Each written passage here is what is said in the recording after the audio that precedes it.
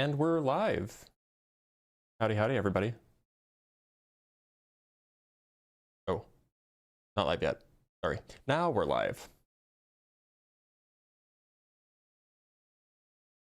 Howdy, welcome, howdy. Hope everybody's having a good day. Good morning. Guten Morning.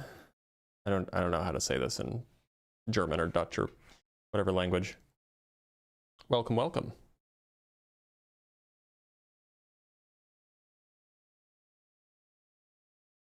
A little chilly.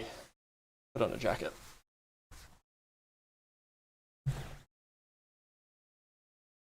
Guten Morgen. There you go. It sounds silly. Like, I'm not gonna lie. It sounds silly. And have you guys heard Dutch? Like, not to make fun of not to make fun of the Dutch, but like, it is, I don't know, man. Unserious.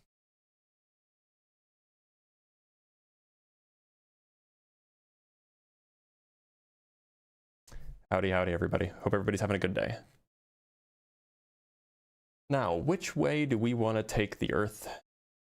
The Earth being a globe today. Do we want to talk about neutrinos? Do we want to focus on final experiment? Do we want to talk about sunsets? Do we want to talk about direct observations? What should we do? There's like a lot of different routes that we can go, and they're always fun. Sunsets seem like a no-brainer. We could also talk about flight paths. We could use that one.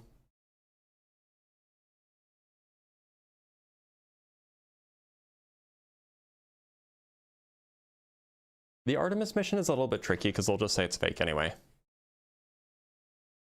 Using the Artemis mission, I should say. Why is the LHC being extended? Well, it's being upgraded if I remember correctly. That's because, like, why not? They already have the tube.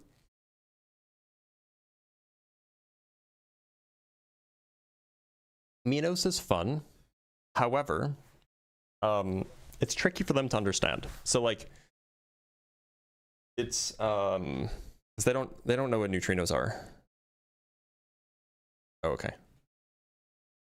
No one thinks Earth is flat, bro? Oh, well, just stick around for a few minutes and you'll meet some people who do. Can the difference of two unbounded operators be bounded? It should be, yeah.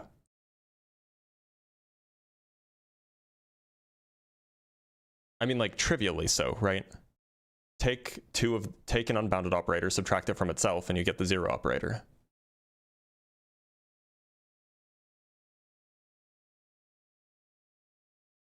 Van Allen belt. Yeah, what about it? What about it, Brian?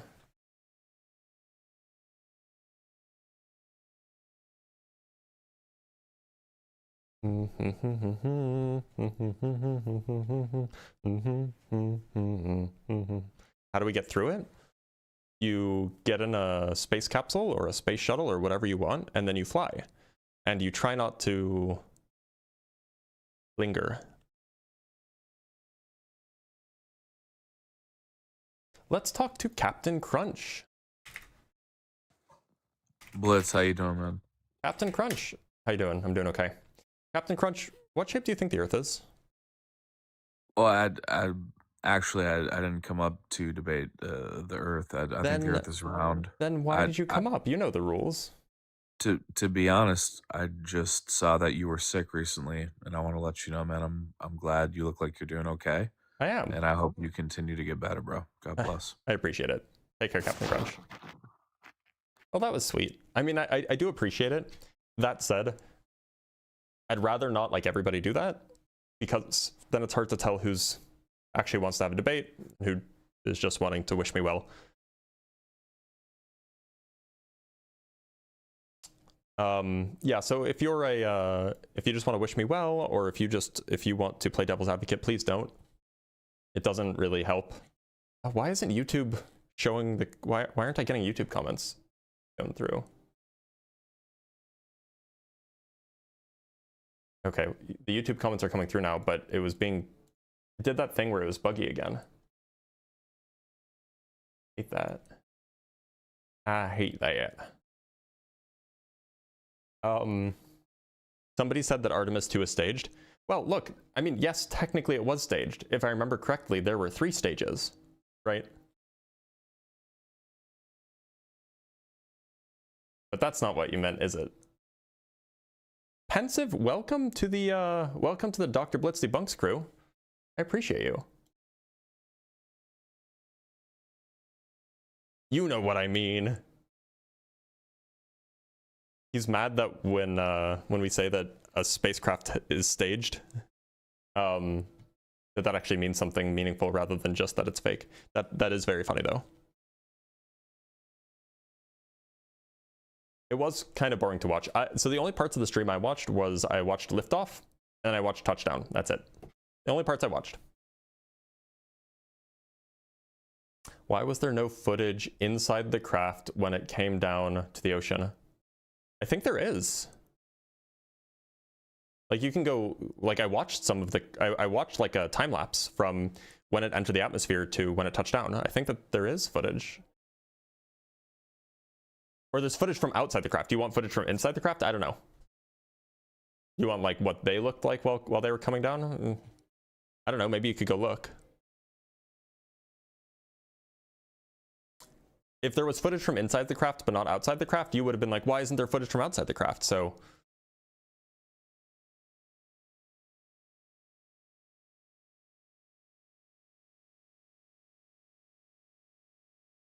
yeah, so the transmission of the footage cuts out for a 6-minute period during re-entry, but that's not saying that the footage wasn't taken. It's just that they couldn't transmit it live. So, but they did record it, and you can go watch it back now. Run'em Red, how's it going? Good. How you doing, buddy? I'm doing okay. Run'em Red, what shape do you think the Earth is? Okay, so this is I love this debate because I'm in between. I don't know, but I have friends that believe in flat Earth, and they have some interesting insight to why they believe what they believe.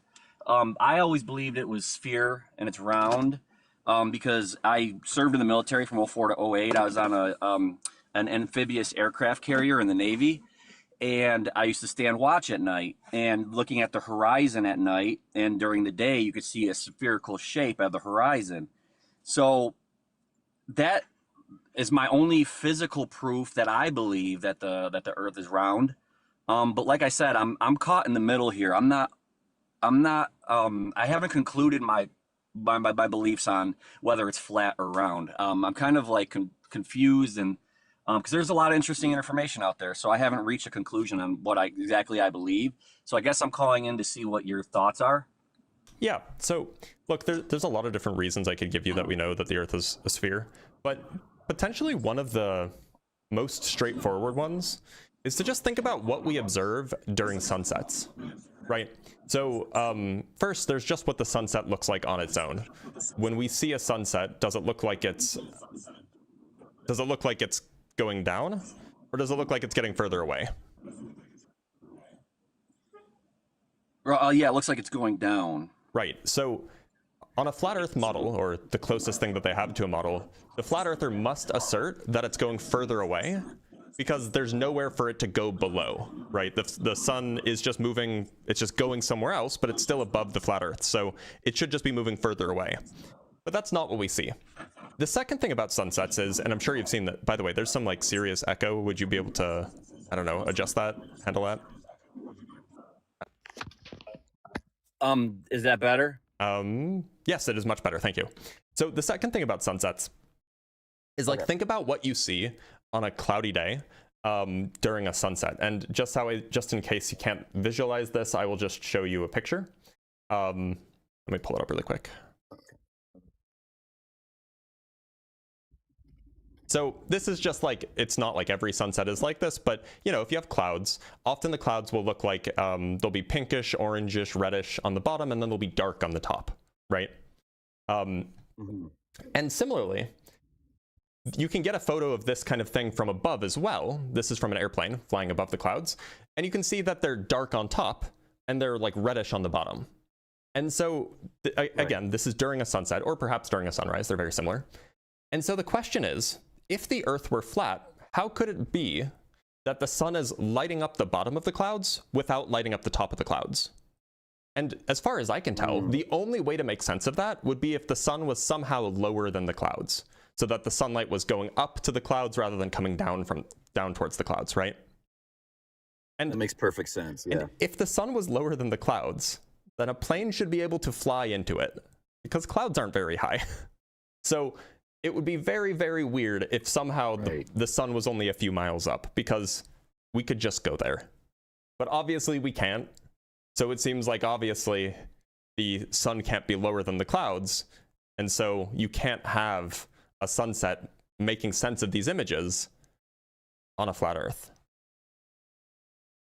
These and this is actually, I've never actually heard it expressed that way, and I totally agree. Like I said, like when I was in the Navy in the middle of the ocean, you could see the spherical shape on the horizon.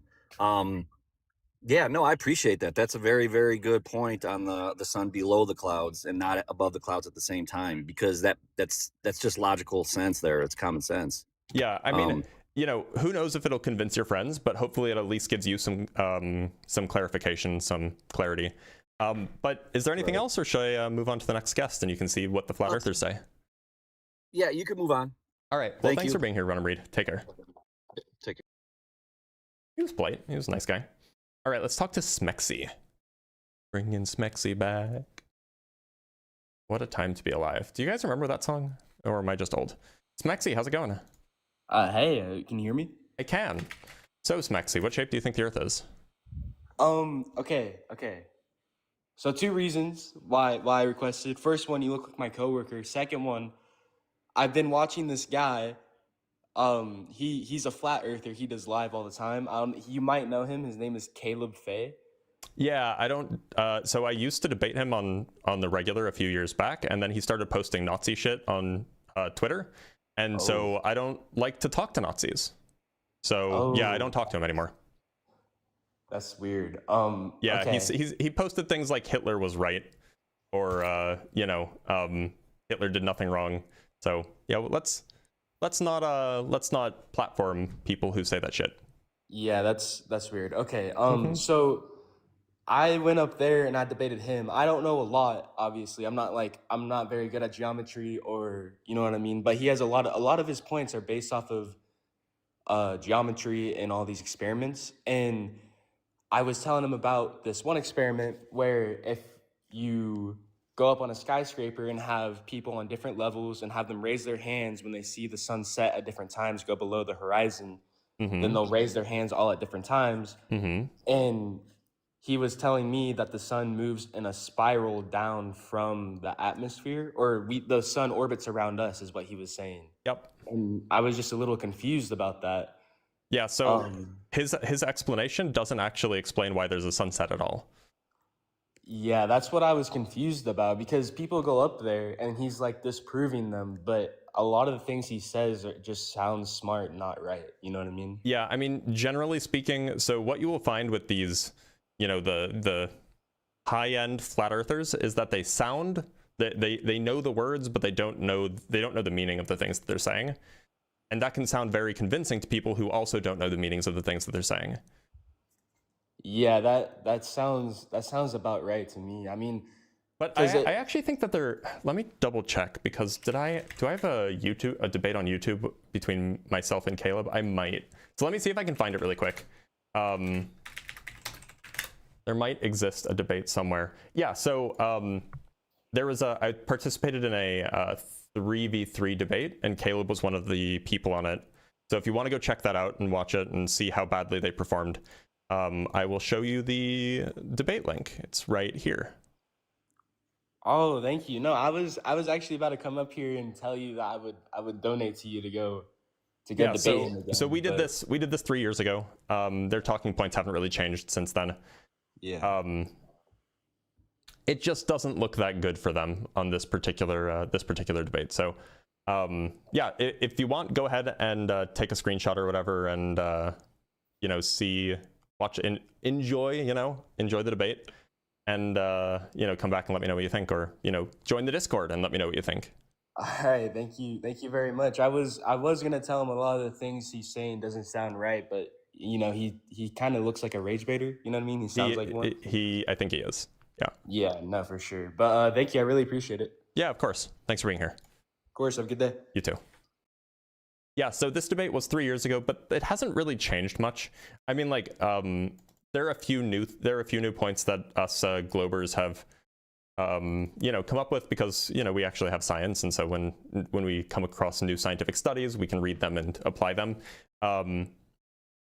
But yeah, check out this debate if you don't believe me. This involves Witsit, that's who Austin is. This involves Caleb. So if you don't believe me that I've debated him and, you know, crushed him, go watch this and you can enjoy it. It's on Jaronism's channel, who was a flat earther actually at the time. So that was certainly interesting. But yeah, Caleb definitely posted things like Hitler did nothing wrong on his Twitter, like, or X or whatever, like a year or two ago. Maybe he has since deleted it, but you can just, in fact, I'm sure that there are that there are globe earthers who have screenshots of this. So anyway, let's bring up our next guest. Talk to Eldreda.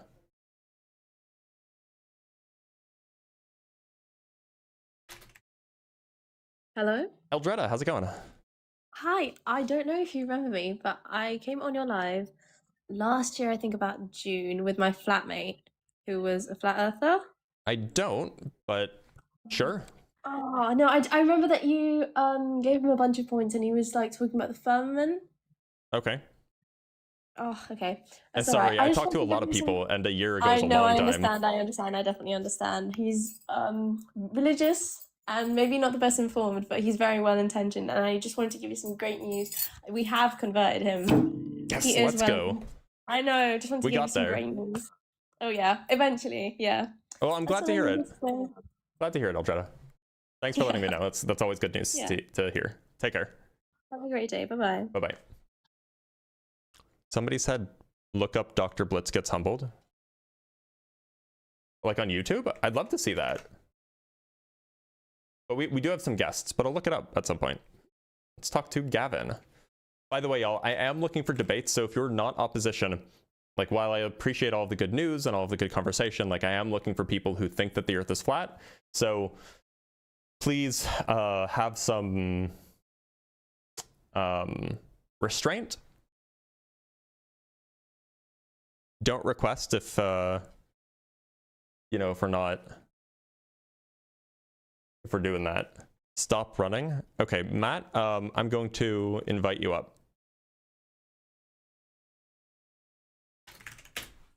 Matt, I stopped running. I stopped running, Matt. Oh, you want to talk about how there's light under the clouds? Yeah, we can talk about whatever. You think that the Earth is flat, right? Yeah. Okay. Yeah. So I imagine you heard the stuff about the clouds. So how can you account for the light being brighter under the clouds than above the clouds?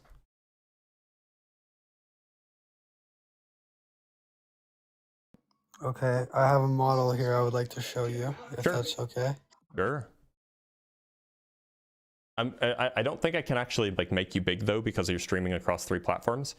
But if you have like a link to it or something, I can pull it up.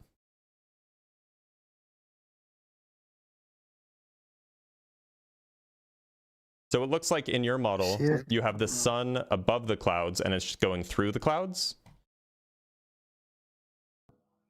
In a way, yeah, you can say. Yeah, okay, so how is that making the bottom of the clouds brighter than the top of the clouds?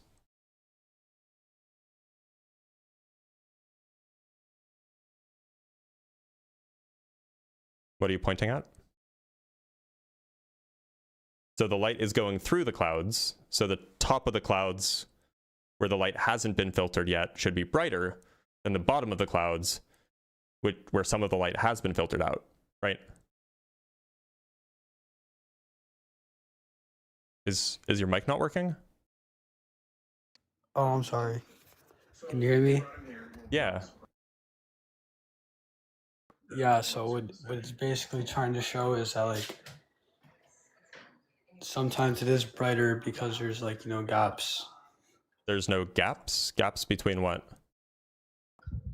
between clouds. How would the gaps between clouds make the sun or make the clouds brighter on the bottom than on the top. What do you mean it gets brighter on the bottom than the top? The clouds are brighter on the bottom than they are on the top. See, and if you look at this picture, the bottom of the clouds are brighter than the top of the clouds. The bottom of the clouds are brighter than the top of the clouds, right?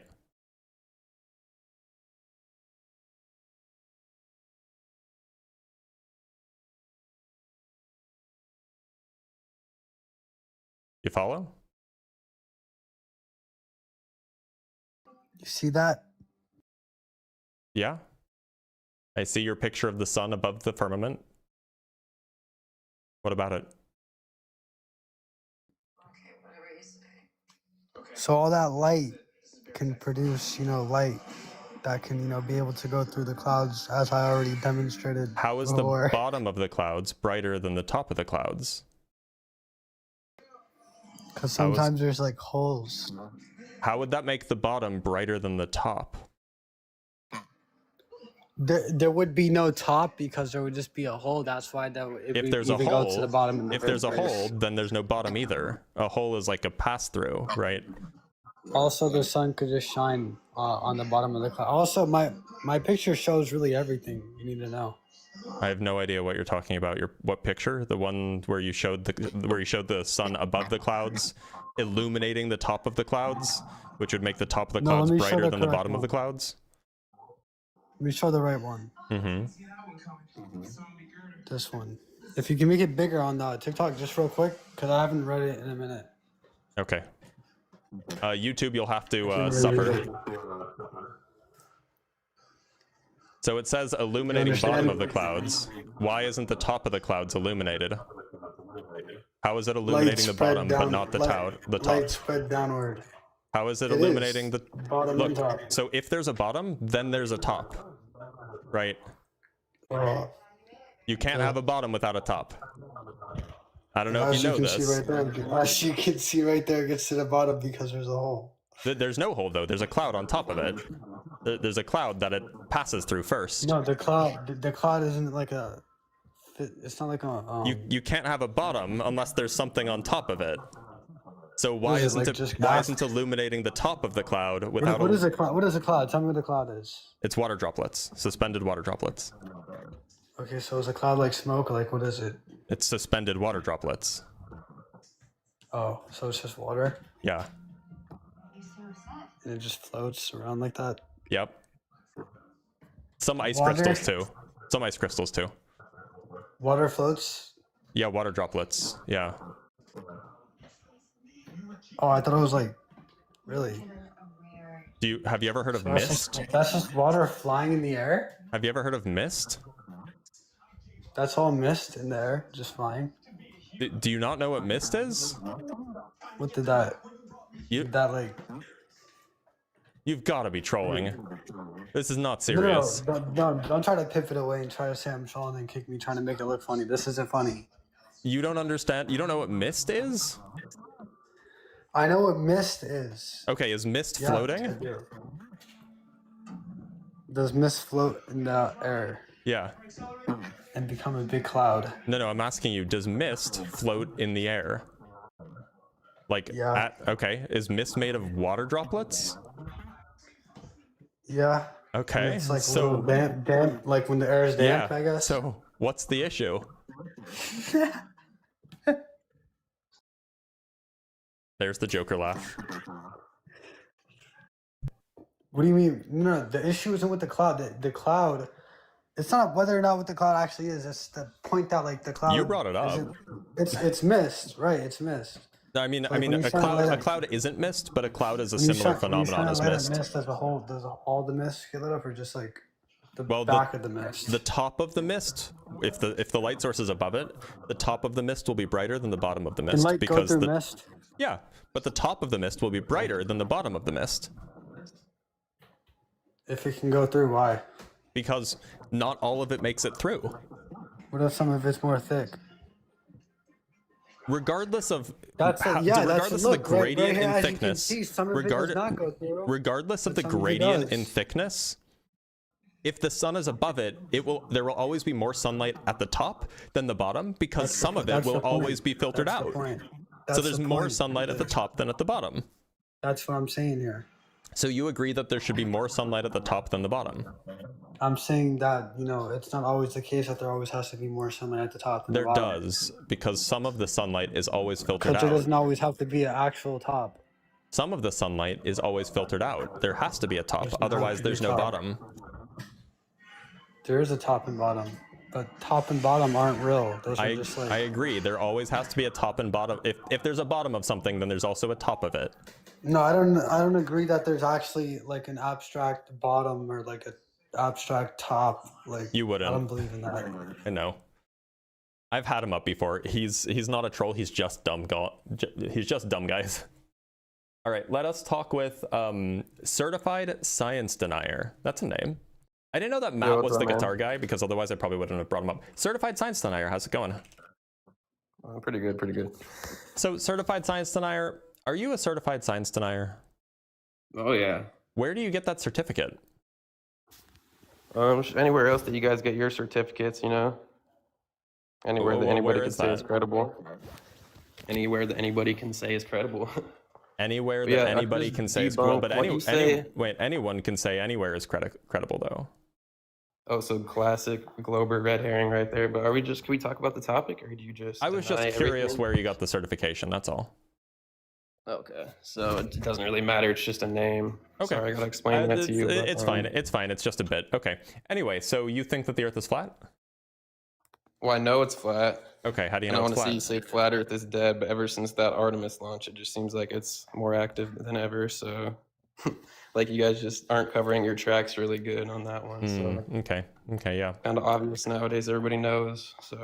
So how high is the sun? I had a question. What's up? How high is the sun? Oh, somehow it's 90 million miles away, but it's not. But I had a question for you. Well, no. Why didn't you answer my question?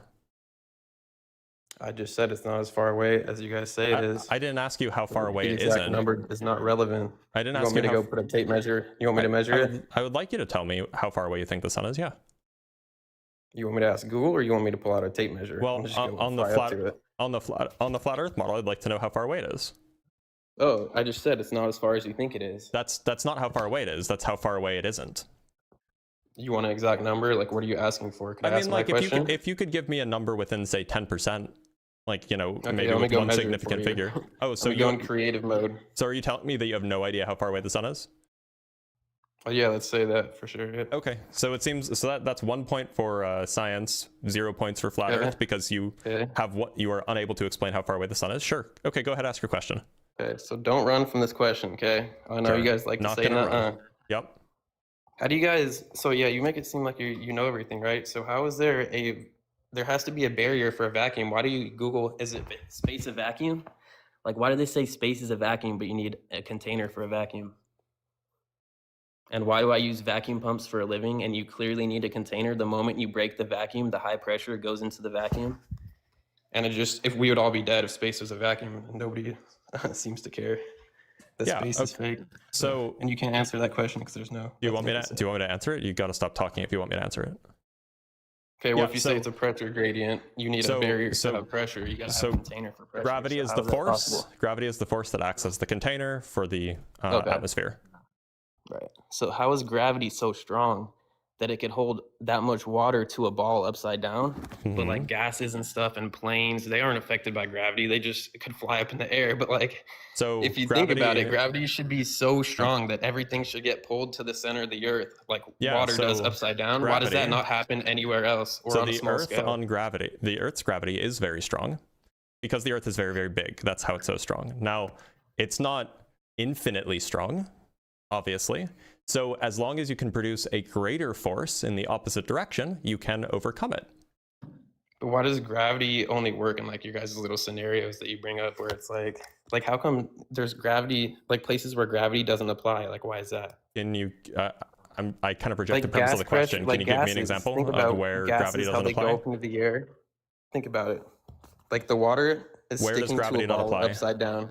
Where does gravity not apply? Billions of pounds of water holding. Where does gravity not apply? billions of gallons of water holding upside down. Where for does your sun to gravity? finish. Sorry, where But does gravity somehow not apply? boats are floating, but somehow birds are flying in the air. Like, shouldn't gravity pull them down if it's so strong? Didn't Like, I that's already? what I don't get. I already answered this question. Gravity don't have is a good strong. answer. I'm sorry you didn't like it. Gravity is strong. However, if you can apply a bigger force in the opposite direction, you can overcome it. There's no issue there. What's that force that's in the opposite direction? It depends. So it depends on what you're doing. So like if you're an airplane, the force that you're using is lift from the wings. If you're a rocket, the force that you're using is thrust from the engines. If you're a hummingbird, again, you're using like a downward force from your wings. That you push the air down, and then Newton's third law gets you that there's an upward force that the air applies upwards on your wings that pushes you up. So like it just depends on the thing that's doing the floating or the flying or whatever. Yeah, but that's the point. Is what I'm saying is like if it's so strong, none of that would work. And like, why is there multiple pilots if we're going to talk about pilots? Why Hold on, let's not pivot. Say it's flat? Let's not pivot.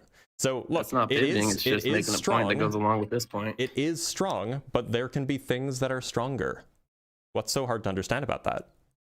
Why do they not adjust for curvature? That's what I don't understand. Like, Planes don't the need globe to. is just more dead than ever. If flat Earth isn't dead, the globe has been dead. Planes don't need to adjust for curvature. They're designed to follow the gravitational gradient. Now, look, if you think that So the do Earth, people just believe that genuinely, or do you just that's say that? basic. That's basic aerodynamics. If you want to There's question that, nothing we can about talk that as about basic or even logical or even Sure, it possible. is. Like, Well, it's basic no. for anybody with like a high school diploma, but that's not a lot yeah, of so flat that's why I earthers, so I can graduated understand high that. school and I still know that. Like, Oh, so you have no points. So can you I explain to me? graduated Oh, in right. So 2023. it should be pretty basic then. Freshly Um, indoctrinated and freshly do you- unindoctrinated. Okay, sure. So can you explain to me what the center of lift is? I got that FLERF script. Don't even test me. Center of lift. Yeah. Okay, you do realize that you wouldn't even be able to lift if gravity was that strong. Can you explain to begin me with. what center of lift is, please? You got to stop lying to these people, man. It's Can you weird. explain to me what center of lift is, please? Center of lift. Can you explain to me how there's a magical barrier? You never said anything Cool about dodge. that. What was your Cool answer? dodge. Can you explain to me what You center didn't of lift answer is? earlier. I You absolutely didn't answer did. the question Now earlier. explain to me what center of lift is. What Come was back. the answer? And I'll answer yours. What Oh, was the I answer? 'Cause I'm still explained that it was. curious. I explained that it was gravity. Now answer. What is the center of lift? Can you answer why are half of your guess fake guess? Are you a fake guest? You sound like a fake guest. Obviously not, but how do you add someone up that says they converted somebody to being a globe earther after being a flat earther? That's not possible. So they're lying or you're lying. Something's Not going possible. on there. Okay. Either you're panicking because your grift is almost up, or you're No, panicking because I've caught you trolling. So which one is it? If I'm trolling, why did you gain 200 views from me? Because Or trolls 300. are still good content. No, it's because I'm making your life interesting because it's just so boring just listening to like lies all day. Like, bro, People love hearing clearly me you dunk guys on flat haven't used a earthers. vacuum. You guys don't know how a vacuum is. You don't know how it Why works. have you not answered my question yet? Because you got terrible questions that don't prove your model. Oh, you just don't like my question? Can you answer it, please? You didn't like my questions. I answered your questions. You just had didn't no like the good answer. answer. Now, can you answer my question, please? You didn't even. Did you say pressure gradient or you said No, gravity? That was your No, answer. I said I gravity forgot. is My the bad. Your container. answer was gravity to that question. I'm sorry you don't like the answer. Now, please answer my And question. then I just continued to debunk Please gravity. answer my question. What? Center of lift? What is I'm not center a of pilot. lift? I don't know. Sorry. Oh, I thought that you would know it if it was basic. I don't guess know. that I don't it's, have a PhD like I guess you don't know. everything. I guess you don't know shit. Anyway, so the point guess is not. that the center of lift on an airplane is behind the center of gravity, and so that means that if an airplane is increasing its altitude in a way that it's not trimmed to do, and you can adjust the trim. This is what pilots do in order to basically determine that they want to fly at a certain altitude. Then the plane will automatically tilt back down to decrease the altitude. And if the altitude gets lower than the kind of pre-programmed altitude that you adjust with trim, then the plane will automatically increase in altitude. And so it'll oscillate like this, staying at on average constant altitude. And then of course there are damping factors that you can basically build into your plane that will automatically damp that oscillation. So you'll stay at a basically level altitude, even while you're going around the curvature of the Earth. Okay, well, I can't deny that. I don't know how airplanes work that well, but Granted. that still doesn't prove that you're curving around the Earth. That just proves that the airplanes know how to stay level on the level Earth. So They wouldn't They wouldn't need that, They're by the called way. airplanes because they're on a flat topographical plane. You guys seem to think it's like a flat This has like gotta be a floor or troll. something where there's This no has gotta hills. be a Like, you troll, guys right? Clearly don't understand. Yeah, I'm trolling. You guys always say that. Okay. I mean, if you are trolling. like I kind of Right. believe it that you're trolling. Why would you have certified science denier in your name otherwise? Are you familiar with neutrinos? Oh, it's called being on the side of truth. That's why you guys think it's trolling. Are you familiar with neutrinos? I've heard someone say that before. You guys don't prove anything with that, so it's funny. Like, So which part do you not you guys are think is actually funny. which part do you not think is good evidence? So you're just changing the subject. No, I'm You talking guys about just run and just say, the "Nuh-uh, neutrinos. nuh-uh, it must not be true because mainstream science doesn't say so. Well, I want to talk about the neutrinos. If you don't want to talk about the neutrinos because it destroys your worldview, I can understand that. You just believe everything that's in like the textbooks and all that, or what? I have a Like the personal textbooks say friend it's who works true, on it this must be stuff. true. I have a personal My friend who works on PhD this says stuff. it's true. It must be true. I have a personal friend who works on this stuff. So, do you want to talk about neutrinos, which destroy your worldview, or would you rather dodge I've it? met And we can plenty talk of about people something that else. work on this stuff, bro. They're all sure you have. Freemasons and liars and weird. Yeah. So as far as think I don't neutrinos know are this. concerned, do you know what a neutrino is? Right. You think I care what a neutrino is? A neutrino. I Boom. think that you probably should I care don't because care it what they destroys your are. worldview. I know it has something to do with like bending light or all that fake stupid shit. Doesn't have like- anything to do with light. What did you guys say? I remember I was in a live with some dude that was just like you, trying to make it seem like he knows everything. What are they? So neutrinos are a subatomic particle. They're produced How in does that certain do, radioactive Glover? decays. I'm getting there. So they're produced in some kinds of radioactive decays, in particular when pions decay, they decay into So a it's muon something and that a no average neutrino. person could see and test. All right. Well, yeah, sometimes science is hard and it requires Yeah, so you got to be in experimental secret apparatuses. cult of science to be able to test that. So it's just lies Okay, and anyway, fakes. so Once you can we're proving it, once- you can dodge if you want, but clearly you don't know what neutrinos are or how they prove that the Earth is a globe. So Yeah, I'm neutrinos just not are there. I'm not smart enough for travel that. in a straight line, and they don't diffract. They don't bend. You know how light can bend when you put it through glass, for example? Neutrinos don't do that. Neutrinos don't bend Like a regardless rainbow of under what they're the passing firmament? through. Neutrinos don't bend regardless of what they're passing through, and they can pass through basically everything unimpeded. So there's an experiment that was set up in Illinois into Minnesota, I think. It goes northwest, whatever state is northwest of Illinois. And they shot the neutrinos into the ground at a 3-degree angle. And when they detected them 400 miles away, they saw the neutrinos coming up from the ground at a roughly 3-degree angle. Gosh. You Why should believe would that anything on be? YouTube, huh? This isn't on YouTube. How do you prove it? I can go show you the Because you evidence do for know it. that if you get a basic Nikon, Do you want me to or show you the whatever, evidence for it? Something P900, you can literally Cool debunk deflection. curvature with a simple Cool deflection. zoom Do you want me to camera. show you the evidence for it? You mean cool proof of the shape of the Earth being a lie? Like Cool you guys deflection. say? Do you It's want me not to a show you the globe. evidence for it? Not a deflection. Yeah, I mean, it's kind of like definitionally a deflection. Definitionally, okay. Yeah. Do you want me to show you the evidence for it? Sure. Okay. Yeah, show me how you have light that just curves around the Earth. No, we're not talking about light. We're talking about neutrinos. Get your head in the game. Guys still must not be understanding what they are. You're It doesn't explain apparently it. not. So this is a graph of the detected events at the neutrino detector, this middle one here. And what you can tell is that it's going up and to the right, right? This green arrow, it's going up and to the right. See that? Mm-hmm. So that is the angle that the neutrinos are being detected at the detector. So they're coming at them and upward. So it's the detector is over here. So they're coming from below towards them, up and towards them. Now, this detector is 400-ish miles away, and it is detecting neutrinos that were shot into the ground at a 3-degree angle. So And you're they're detecting a detected small little particle up from and to the 400 right miles away at a 3-degree angle. Yep. from 400 miles away. Yep. So you guys just lie out of your ass. That's the most. Oh, Nobody believes that's a that, big bro. claim. Come Do you on, want to dude. prove that it's a lie? You just had dots on a graph trying to prove that the Earth is a ball, and you just had dots and an arrow pointing to the top do you right. want to prove that it's a lie? You or can't be Is it serious. just your incredulity? I mean, like you can claim that it's a lie all you want, but at this point you're clearly A just bunch coping. of dots on a graph is your guys' best proof, dude. Well, that's how we Wake up. use. That's how we Wake depicted up. data. A bunch of dots on a graph and a bunch of lies in science and gravity. I mean, your name is really landing. You can't really prove landing, isn't it? curvature, dude. No matter what you say, you can't prove curve. I just did, actually. You can't. You're just not You intelligent can't put enough to understand anything on it. a small scale and test it. It's just a theory in pseudoscience. Are you sure that you graduated from high school? I definitely can show you my diploma. Okay. I mean, But I like, don't have to. I guess you can graduate even if you get D's. So like, Yeah, it's called not even caring in school and still graduating, so you know that shit's bullshit. right, that checks out. Like, you don't need anything except for, like, basic math. Like, you guys just make the world too complicated for no reason, just so you could have science and a whole industry behind it and make a bunch of money, like some fucking weirdos and have power.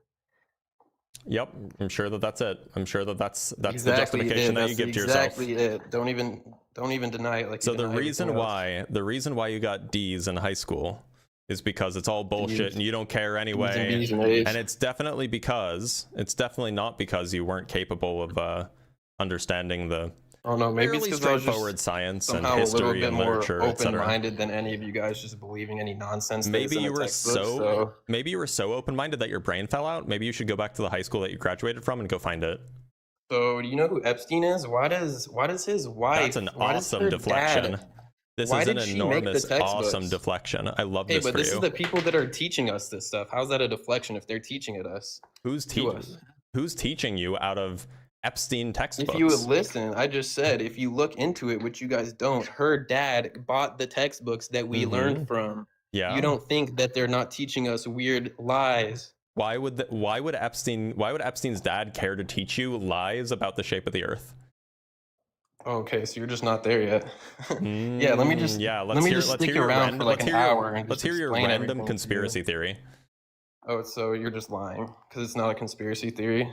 No, I mean I mean it's true that Epstein's dad was a So you know it is. Okay, so certified science yeah, so denier. you're Let me just finish the sentence. So it's true that Epstein's dad did own some companies, and some of those companies like wrote textbooks.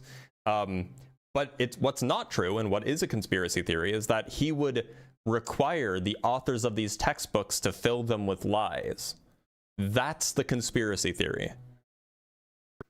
So you're just grifting and lying in front of 1.3 thousand people. Okay. Grifting so- and lying? You haven't demonstrated a single lie. Oh, I'm sorry. It was Ghislaine Maxwell's dad. You're right. Not Epstein's dad. You're right. Sorry, got that wrong. You got it wrong too, by the way. So yeah, I'm pretty sure I don't really care. I know I'm partially right, like enough right. No, for it you're to not. matter. It wasn't Epstein's dad. You're 100% in Okay, the well, I wrong don't there. really care. I never said it was Epstein's dad. You said Epstein, actually. So it wasn't Okay, Epstein. You guys are this dumb. Wow. How do you have a PhD? They just give those out like chocolates or something? Like, oh You my wi- gosh, I'm glad I didn't go to You college. wish, huh? I'm glad I got a real job. You're instead like of getting really indoctrinated. you're like by really some envious of me, aren't you? college, dude. Holy This crap. really hurts your self-esteem and your ego to not know as much as somebody who went to school Why would I be envious of a liar with the hairnet? with a on TikTok? hairnet. It's tied back, bro. I have more hair than you'll You get ever the have. point. I'm not even gonna bring that up. You guys get sensitive over stuff like that. I mean, you started it, man. Look, so do you want to talk about maybe something simpler that your small, smooth brain can understand? Something like how the bottom of the clouds are illuminated, whereas the top of the clouds are dark during a sunset? So you're just changing the subject. Well, I'm trying to make it simpler for you. You want me to make it simple for you guys? I mean, like, When a plane do you want goes to address straight what I over just the said? Earth, there's clearly no curve, right? For what you So, can see. How I come already explained why supposedly that's they the just case. curve? I already explained how Can we they bring up curve. that picture of the ship then? Can we bring up the which picture of the ship? ship where it's just basic kindergartner perspective Which ship? and it's not dropping off the shape of the Earth? Which ship? The ship that supposedly is going with the curve of the Earth that you guys say is curve. Is this a 'Cause you could specific debunk ship? that in 5 seconds. Is this a specific ship that you have in mind? No, it's supposedly every ship that goes around the curve of the Earth. Yeah, goes okay. out in the Let distance. me You pull guys think something up really that's quick. Curvature, but it's not curvature. It's funny. Like you One guys. sec. Let me pull something up Pretty for sure you. I did learn that in like 2nd grade, like art class. So Here, let's pull something up for you really quick. yeah, you're welcome for all the views.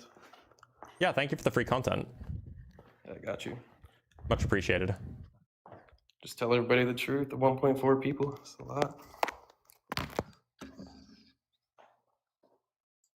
Okay, here's Get a used to the good truth, video. chat. The truth is uncomfortable, chat. You're right. It is uncomfortable for you. That's why you're giggling on the regular. No, that's why you're on here lying and you're getting red. You're getting nervous and you're melting. Do I look red? You're melting, bro. Just chill. Okay, so here's a video. This is using a Nikon P1000. Here's all of the information. So we can skip forward if you want. Dude knows the P1000 So like here's the back of his hand. So here's the You know location. it debunks curvature, you liar. Here's the location of the images we're gonna see. Here's the final position of the cruise ship. This is the camera. There's the camera. You know, it's at sea level. Here's the ship. Now this is when it's fairly close. So you can see there's some information there. Here's the various decks. You can count them. There's 2 red lights there that are circled. And so that's what we're going to be focusing on as it goes away. Now, here we have it. I'm just skipping forward. It's the same cruise ship. Wow, At this point, it is 9 kilometers. It's 9 kilometers away. We're gonna zoom in. At around 9 to 10 kilometers, we have lost a few meters in the first deck of the ship. Where did the first deck of the ship go? Wait. Mm-hmm. The deck of the ship literally went a couple hundred to 1,000 feet further. That's all it is. How can you not understand that? It didn't drop down. Wait, the first deck of the ship is further away than the top of the ship? It went further away. You guys are saying it drops down behind the curvature. That's not what's happening. Oh, okay. So you are a troll. No, if you raise the camera up 10 feet, you'll know that you're just seeing the water because it's so close to you. You guys are...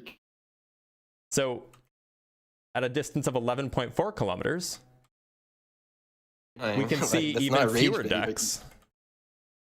Zoomed in again. This is at 12 kilometers. You guys now, can't be serious. You know that water deck, finds its level. Another deck of the ship is obscured. At 14.5 You ever seen kilometers a lake? away. You ever poured a cup of water? At the 15 kilometer mark, another deck and a bit are gone. The red lights are starting to dip out of view. See those red lights? You can still see them, but they're much closer to the water than they were earlier. Hey, buddy. At 19 kilometers, the red lights are completely out of view now. So here's the Nikon P1000. Here's the Nikon P1000 debunking the flat Earth, showing that indeed the cruise ship does dip behind the curvature of the Earth. Get wrecked, flat earther.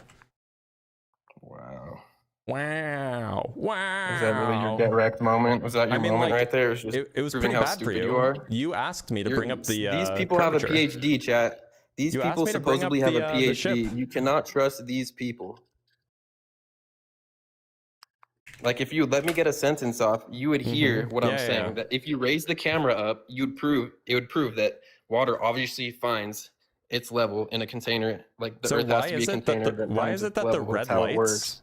Why were the red lights obstructed by the water? Oh my gosh, you guys don't understand like basic perspective, basic camera angles. Like, why are the red lights obstructed by the water? Can be serious.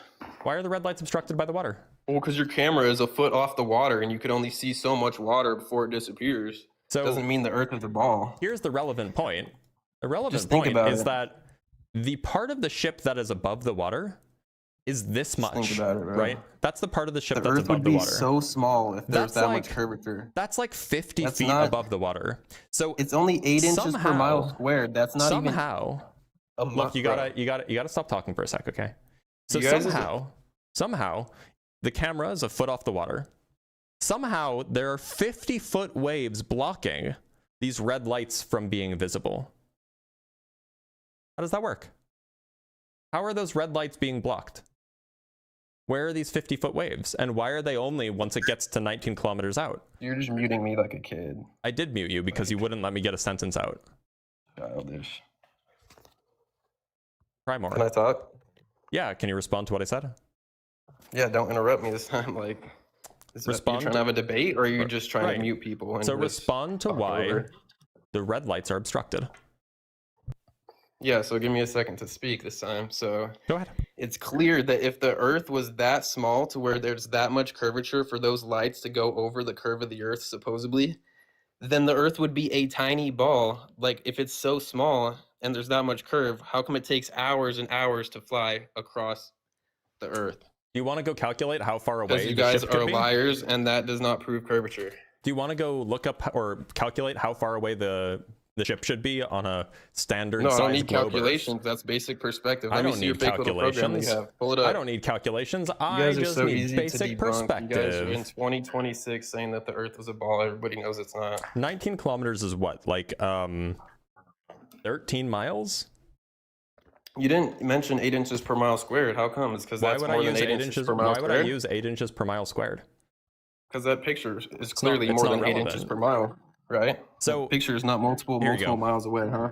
So here's the advanced So you Earth bring curve up your calculator. program that has everything It does the- indoctrinated yeah, into it it. does already. it does the calculations for us. So Oh my gosh.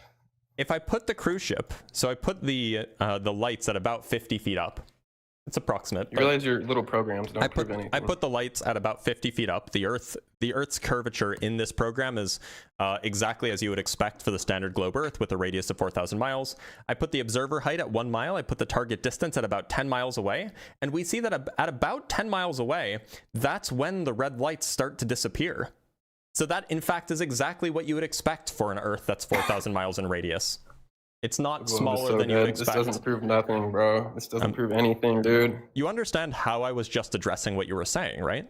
If I were to make my own website like this to prove it's flat, you guys would deny it. It's just So a basic you guys calculator. Won't accept, like, no, this is not.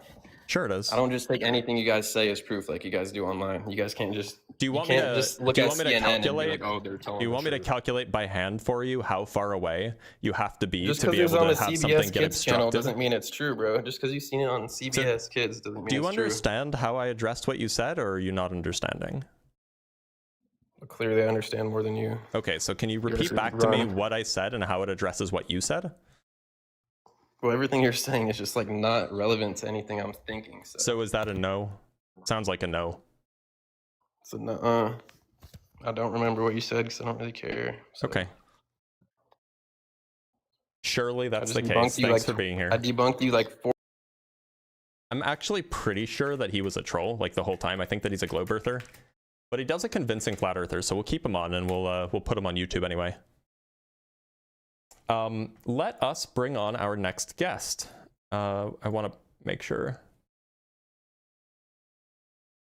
Oh, okay. 1 sec, everybody. Actually, let's read some super chats and we'll bring on our next guest after that. So I want to make sure that I don't miss any. I have to scroll ways back. From Allied Master Computer with the $2. My vacuum sucks. I named it Brickney. Allied, be cool. Be cool. And from L'Oreal Ashley, as always, it's always good to see you. Flat Earthers are making AI images claiming they're from the Artemis mission just to say they're AI. None being officially released by NASA, Flat Earth is just a mental derangement. Yeah, I'd love to see that these AI images can be found on NASA's website. From Preston Thorpe, thank you for the $2. From Bacon Bush with the $5, I would like to state for the record that this guy's mother is a hamster and his father smells of elderberry. I fart in his general direction. Yeah, that's fair. That's a fair explanation of what we just heard. From Otto with the $2, Bobby Shafto on YouTube does great boats on H2O videos. I believe it. From Game Boy, thank you for the $1. And from Orion Cooper with the $2, lol, the last guest's account was suspended. Really? That checks out. All right, let's bring up our next guest. Let's talk to, just making sure that there isn't anybody in particular that I want to talk to. Let's talk to Gladiator Hub. Gladiator, Hello. how's it going? Hey, can you hear me? Yeah, I can. Gladiator, what shape do you think the Earth is? 70% sure it's not a ball. Did you say you're 80% sure? 70. 70% sure. Okay. Yeah. And you're I'm pretty convinced it's not a ball. Yeah. okay. Why? You know, actually, it's recently been these Artemis missions. It's been the Artemis missions that convinced you that it's not a ball. Well, it's made me more convinced. Okay. Because that last guest actually brought up a good point. He said ever since these Artemis missions happened, it seemed it's become a bit more of a talking point, you know? I think a lot more people are getting convinced. Well, I think that they're being louder. I think that it's very easy in today's age to just go onto a live stream and just shout AI. I don't know if that means that there's more of them, just probably that there are more of them that are just commenting. Anyway, what about the Artemis missions made you think that the Earth is not a globe? Well, I think it's pretty obvious that they're faking the mission, they're lying to us. How is that and obvious? it's not just AI stuff. I think the AI stuff, you know, that you keep bringing up, that last donator keeps bringing up, I think that's actually getting pushed out as a counter to turn you away from looking into it. So which That's part not about real. it? What part about it is obviously fake? Okay, are you able to pull up videos on this stream with like audio? I can, not with audio, no. Because if there's audio, then it'll get like demonetized. Oh, okay. Would I be able to like record it? It's just like a video from YouTube. Well, what's the I mean, video? We can just talk about it if you want. I could probably pull it up without it's a live audio. stream. It's a live stream. Well, the audio is quite important. But I mean, what we can do is we can get everyone can go and find it. So what's the at the same time? Yeah, they could. Basically, so what's the video? We can talk about it. So it's on NBC News. It's a live coverage of Artemis 2's moon flyby. It's posted 6 days ago. It's got about 700,000 views. Okay, let me see if I can pull it up. Yeah, okay, I found it. So if you go to, it's 10 hours. What's the time stamp that you need? Yeah, let's not watch the whole thing. Let's just go to 9 hours 54, right? Okay, 9 hours 54. So this is the video, right? Yeah, that's it. Okay. So right about here? Yeah, about here. Maybe if you go a bit forward when they get off this. Yeah, you mean like CGI animation that they always like to use. So here? So yeah, about here is basically, if you just give it a pause, you can see they're all there, right? Well, 3 of them are there. There's 4 astronauts, but yeah. Oh, right, yeah. 3 of them are there. Well, the guy on the left, I want you to focus on the guy on the left. Basically, if you can hear the audio, there's someone back at Houston talking, and you see how he puts his thumb out there? He does it before he's supposed to. He forgets about the delay, and then he does it again. You see that? Okay, what do you think of that? So I don't actually know what he was doing. I don't know why he was doing it. Well, can you hear it? I'm guessing you can hear it. No, I can't. Here, let's And speed it's out from an on-time start, and we have adjusted the fan speed. We'll take a thumbs up if you're happy with it. Whoops, that's too quick. Pulls well, back. wait a minute. So he even put his thumbs up before they even asked for it. So it looks like he was just thumbs upping the other stuff. No, he said if she goes, can we get a thumbs up? And he immediately does it like it's a phone seems call. like he put the thumbs up before she finished asking the question. I mean, you can play it again. Yeah, okay. We'll take a thumbs up if you're happy with it. See, he was he was in the middle of moving his arm by the time that she was done. We can even just like look, when did he start moving his arms? We'll just go back until, and that's why. So here's the frame. Here's the frame. With it. So he was already moving his hand by the time that she finished her sentence. It's after thumbs up. So is your evidence that this guy gave a thumbs up before when he wasn't supposed to? Okay, because he's on a set and he's not actually think? in space, and there's not actually a big delay. So do you think that some people just give thumbs up sometimes? Yeah. Okay, so is it possible that he was giving a thumbs up to the statements that were made earlier? Well, the lengths that you people will go. Speed. We'll take a thumbs up. So like, bam, thumbs up, says, and then bam, he reacts. To be clear. So they say. And we have adjusted the fan speed. So they say we have adjusted the fan speed. Is it possible that he heard that, and then he gave a thumbs up? Because he's the kind of guy that gives thumbs up. Is that possible? Yeah, that's possible. Okay, so is what I'm saying not possible? The level of credence that you should have in some guy giving a thumbs up because he heard something and then the person mentioning a thumbs up at the same time should be way higher than this entire mission was faked. Well, there's because you saw a guy give a thumbs up you saw a guy give a thumbs up and a second and a half before you think he should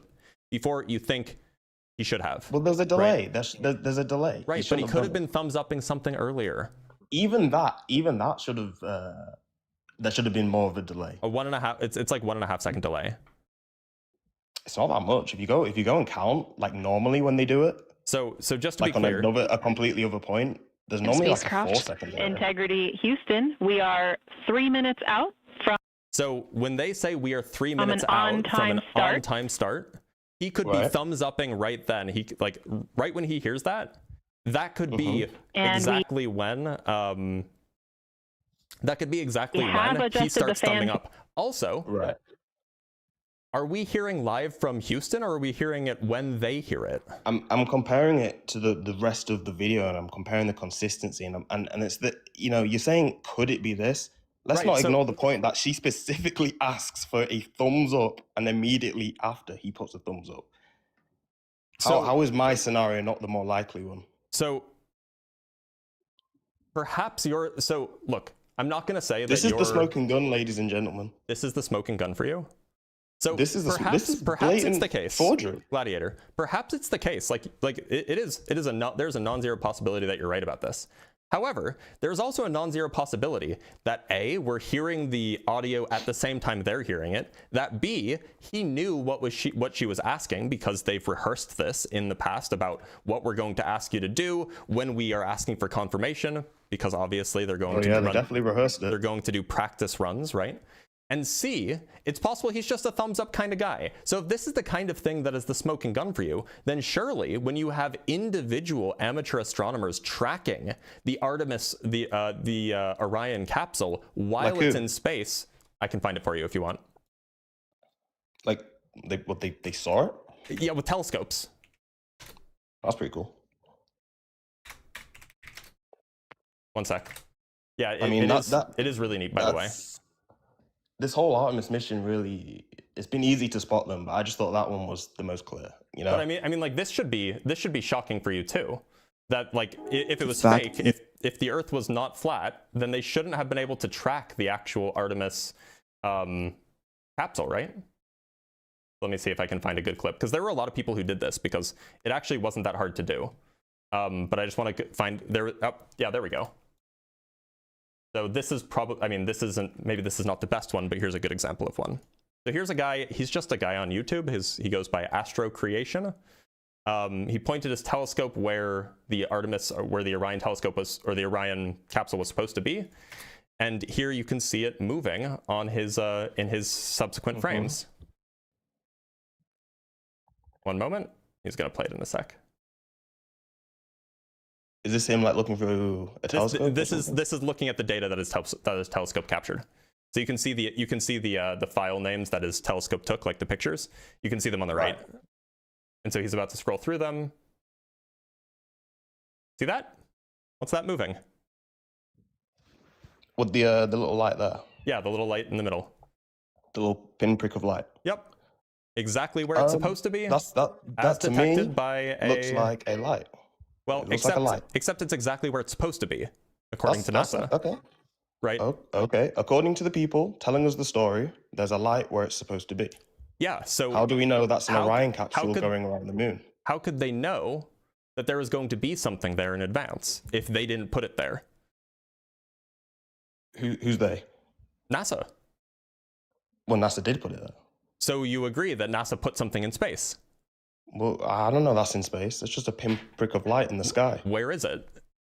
It's a light in the sky. That's what it looks like to me. How is NASA putting a light in the sky? You're just taking the context of what NASA is saying. Wait, how is NASA putting a light in the sky? Looking at a light in the sky. How is NASA putting a light in the sky? I don't know, a high altitude plane, a drone. You know, NASA gets like billions and billions a year. Like it's a pretty big budget. It don't cost that much to put a light in the sky. When you look up in the sky and you see a satellite, like what does it look like? It looks like a light. we have a special guest. I guess Dean Withers wants to come on. I guess he has something interesting to add here. So we'll bring Dean up. The Dean Withers? The Dean Withers. He's a friend of mine. Oh my God, Blitz, I feel like it's been a really long time, man. Hope you've been well. Yeah, I'm recovering from some surgery, but I'm doing okay. Dean, you have something to add here? Yeah, I do. So I just want to get this straight. I could go on my computer right now and download a digital soundboard that will delay my microphone input by 2 to 5 seconds if I wanted to join a Discord call. But you're telling me that this multi-billion-dollar federal entity that is able to perfectly fake zero gravity for hours on end and make it seem as if we went to the moon and back could not fake a delayed transmission with something such as a soundboard. That's what disputes your claim here, is that we know that the astronauts did not hear Houston the moment when Houston spoke, because even if it were to be fake, Houston would be able to fake delay their transmissions to the Orion astronauts to make it look more real with a soundboard in less than 30 seconds. It's so easy, even you could do it from home. So that's why we are going to rely on all of the other evidence that this thing is real, and the fact that he was given a thumbs up in response to something else, probably what Blitz pointed out earlier. So it's just coincidental about her saying, can we get a thumbs up? And also, just the clarification here, just to be clear, the point that Dean's making is merely that why would they bother trying to tell the astronauts to act as if there is a delay when they could just have the astronauts, they could just add their own delay, right? They're going to be mic'd up separately anyway. Obviously the message, the recording that they're getting from Houston is going to be on a separate audio track, so they could just delay it in post. Yeah, I mean, this is where it gets a bit more tinfoily, but a lot of us in this space, we believe that they do purposely like put out these things for you to see because they're not really allowed to. They kind of have to tell the truth in what they're doing. That is why it looks so shoddy. So they have to tell the truth, but they're also trying to lie? What's going on here? Yeah, I know. I mean, you got to do your research into it. I know, it sounds crazy, of course it does, but it does sound crazy. Why would anyone believe that? What are their motivations to tell the truth and also to lie? The independent research, that's why. The independent research. You mean like the guy who was obviously detecting a spacecraft that was put into space by NASA in the place that they thought? In the sky, man. Okay, so where did the light come from? It came from a source in the sky. Like, I don't know what to tell you. Like, can you not get high altitude planes and drones? Look, so it seems like NASA's going through. Could you tell the difference, Blitz? Could I ask you something really quick? Would you be able to tell the difference between a high altitude like spy drone, you know, these crazy ones that they have, emitting a tiny light, and could you tell the difference between that and what they say is a satellite in space? Could you tell the difference? Yeah, you could, and you could use something called parallax, but I'm not going to let you deflect. The reason I brought up NASA putting this light in the sky is because if NASA's going through all the effort to make this fake, why are they letting through little tiny leaks? Because again, that goes back to they have to put it in there that they're lying. It's like a karmic thing. Why do they have to do that? Because that's what they believe. That's what they believe. Wait. What is your evidence that is what they believe? If you do your research into like basic like Freemasonic, you know, beliefs and. Wait. I'm pretty sure they think that the person that they're. I'm pretty sure it sounds like you've done your research. So I've done my own research. Would you mind sharing that research with us to convince us that when this astronaut gave a thumbs up, the moment while Houston was making a transmission, this was that astronaut responding to the... You know what? Here's a better question. I could dispute this as well. I know that the astronauts on board Orion did not fake the delay in the transmissions from Houston's because they're consistent and the delay only increased the further away they got from Houston and the closer they got to the moon. If it was fake, then how would it be so reliably consistent? Because they keep changing it based on where they would be. But obviously at this point, at the end of the 10-hour live stream, this guy on the left is getting a bit tired and he messes up when he hits thumbs up, he immediately does it. And if you look at the reaction of the black gentleman to his right, there's a problem here, right? He looks stressed. He looks embarrassed. There's a problem here. There's a problem here. Look, so the claim is that they didn't add the delay in post, right? Because otherwise this guy wouldn't have been able to respond early. So if it's the case that the actors were trained to have a certain amount of delay, then they would need to be able to adjust their delay microscopically as time went on.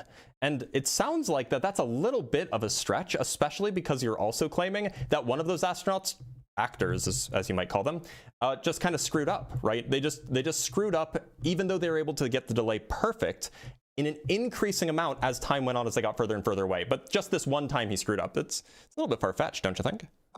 Yeah, and to even add on top of that, you know, like you were bringing up earlier, Blitz, he threw the thumbs up right as she said thumbs up. Not even until she No, that's not true. That's asking him why. If you can go back to the video and play the audio, that's disingenuous, Dean. One moment. He threw the thumbs up right as she said thumbs up. And not even, she didn't even wait until she was done asking him like why he was to throw the thumbs up, you know, like if everything's good.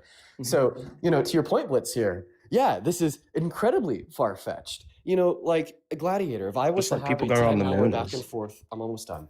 Gladiator, if I was to have a 10-hour back and forth conversation with you, but I was to also request that in every response that you give to me, you add a 1-second delay, but then every 30 seconds, make sure to add 1/100th of a second.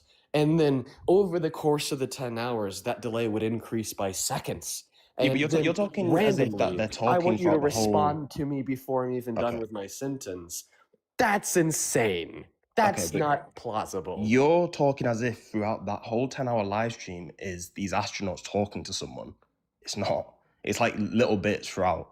So it's not like every single time they get further and further away, they have to increase the delay. So again, you're just being disingenuous. If you go throughout the whole 10-hour video, there's only like 2 points where the astronauts are actually talking to, Houston or whatever. Most of it, of course, is just CGI animations. To and be it's clear, just so funny how you two I are think so okay with this. I think it's probably, and I haven't watched the 10-hour live stream, but I think it's probably far-fetched to say that they only talked with Houston a few times. Probably what happened is that for most of the interactions, they just weren't broadcasting that because they were busy broadcasting something else, right? So I'm not saying they should be, but I'm just using that as my point to counter Dean's. I mean, do you understand my point? All you need is a few data points, right? You only need a few different moments when the broadcast happened and to measure a delay. That's all you need. Yeah. Well, if it varies, then that means that they trained the astronauts to have those delays so well that this is the only time a screw up happened. It's not the only time a screw up happened. There's been screw ups throughout the whole mission. Where else That's were why the there's so delay? many people getting turned into moon landing deniers and flat earthers. Like, I'm not even a full flat earther. I just have my doubts. Okay, and this look, whole mission has just further made me have my we doubts. can deviate a little bit. We could say, okay, so that is a piece of it. Let's even call that a piece of evidence that this that this was not real. Now let's look at all of the other evidence that it is real. So I've already brought up this kind of video, and we have a whole bunch of pieces of data that the Orion capsule is in the place that NASA said it is, right? That is evidence. How does that prove anything? Well, look, the point is that it is expected, given the hypothesis, that NASA put the Orion spacecraft in space. That is what's expected, and so the fact that we make those observations means that it's evidence. In the same way that you would expect that the delay would always be present, and obviously present if there was such a delay, and so we can even say that your clip is evidence. So now we just have to weigh the evidence, right? So no evidence is not provable. Your evidence isn't provable either, right? We can't prove that the guy actually gave that intending to respond to the thumbs up request by the woman in Houston. We can't prove that. No, we can't. Hear us say, "Can we get a thumbs up?" He puts his thumbs up, and then he gets really embarrassed and he pulls his thumb away. And can I ever finish? We can't prove. Am I allowed to do that, or do I have to wait for only you if you're not going to interrupt me? Are you going to not interrupt me? No, go ahead.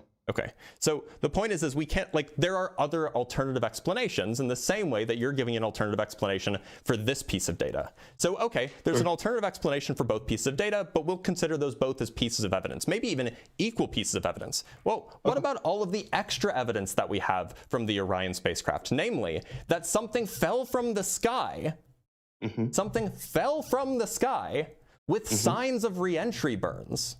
That's a piece of evidence. Right, and then we caught that thing, and that was what the capsule was. There's also the piece of evidence that we saw that hundreds of thousands of people witnessed this rocket going to space. Sorry? Shall we just stick on that piece of evidence? I mean, that's a good one, right? That's probably the one that most people use, right? You saw the rocket go up, and you saw the capsule come down. What I'm giving you is individual pieces of evidence, and you could probably nitpick and find problems or find small probability problems with each of these. But the point is that you're going to have 100 pieces of evidence, each of which might have a nitpick that you can find an issue with. To do that? Alternatively, you have one piece of evidence that also has a small probability nitpick. So which is more overwhelming? No, there's lots. There's the one that I showed is just one mess up they've done. There's lots of green screen errors. There's lots of wire delay. Are you talking about the CNN green screen error? The one with the floating thing?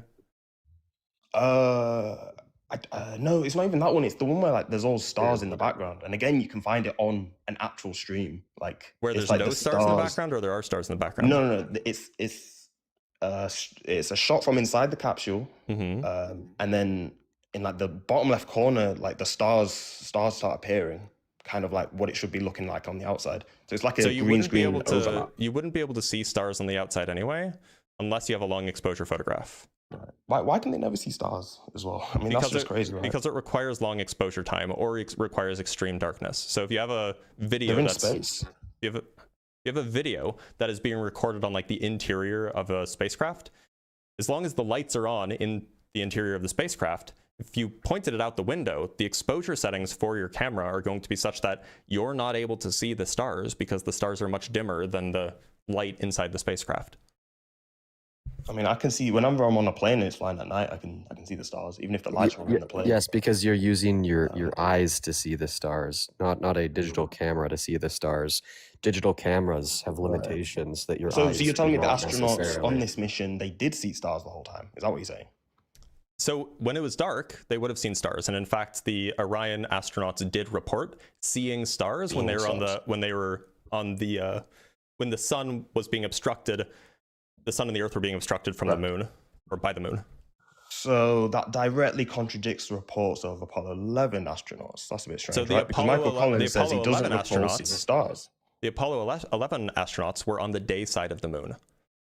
Their They lights were went adapted to the moon. They bright said light. on the trip they do not recall seeing stars. Whether or not they recall it is a different story of whether or not they saw them, right?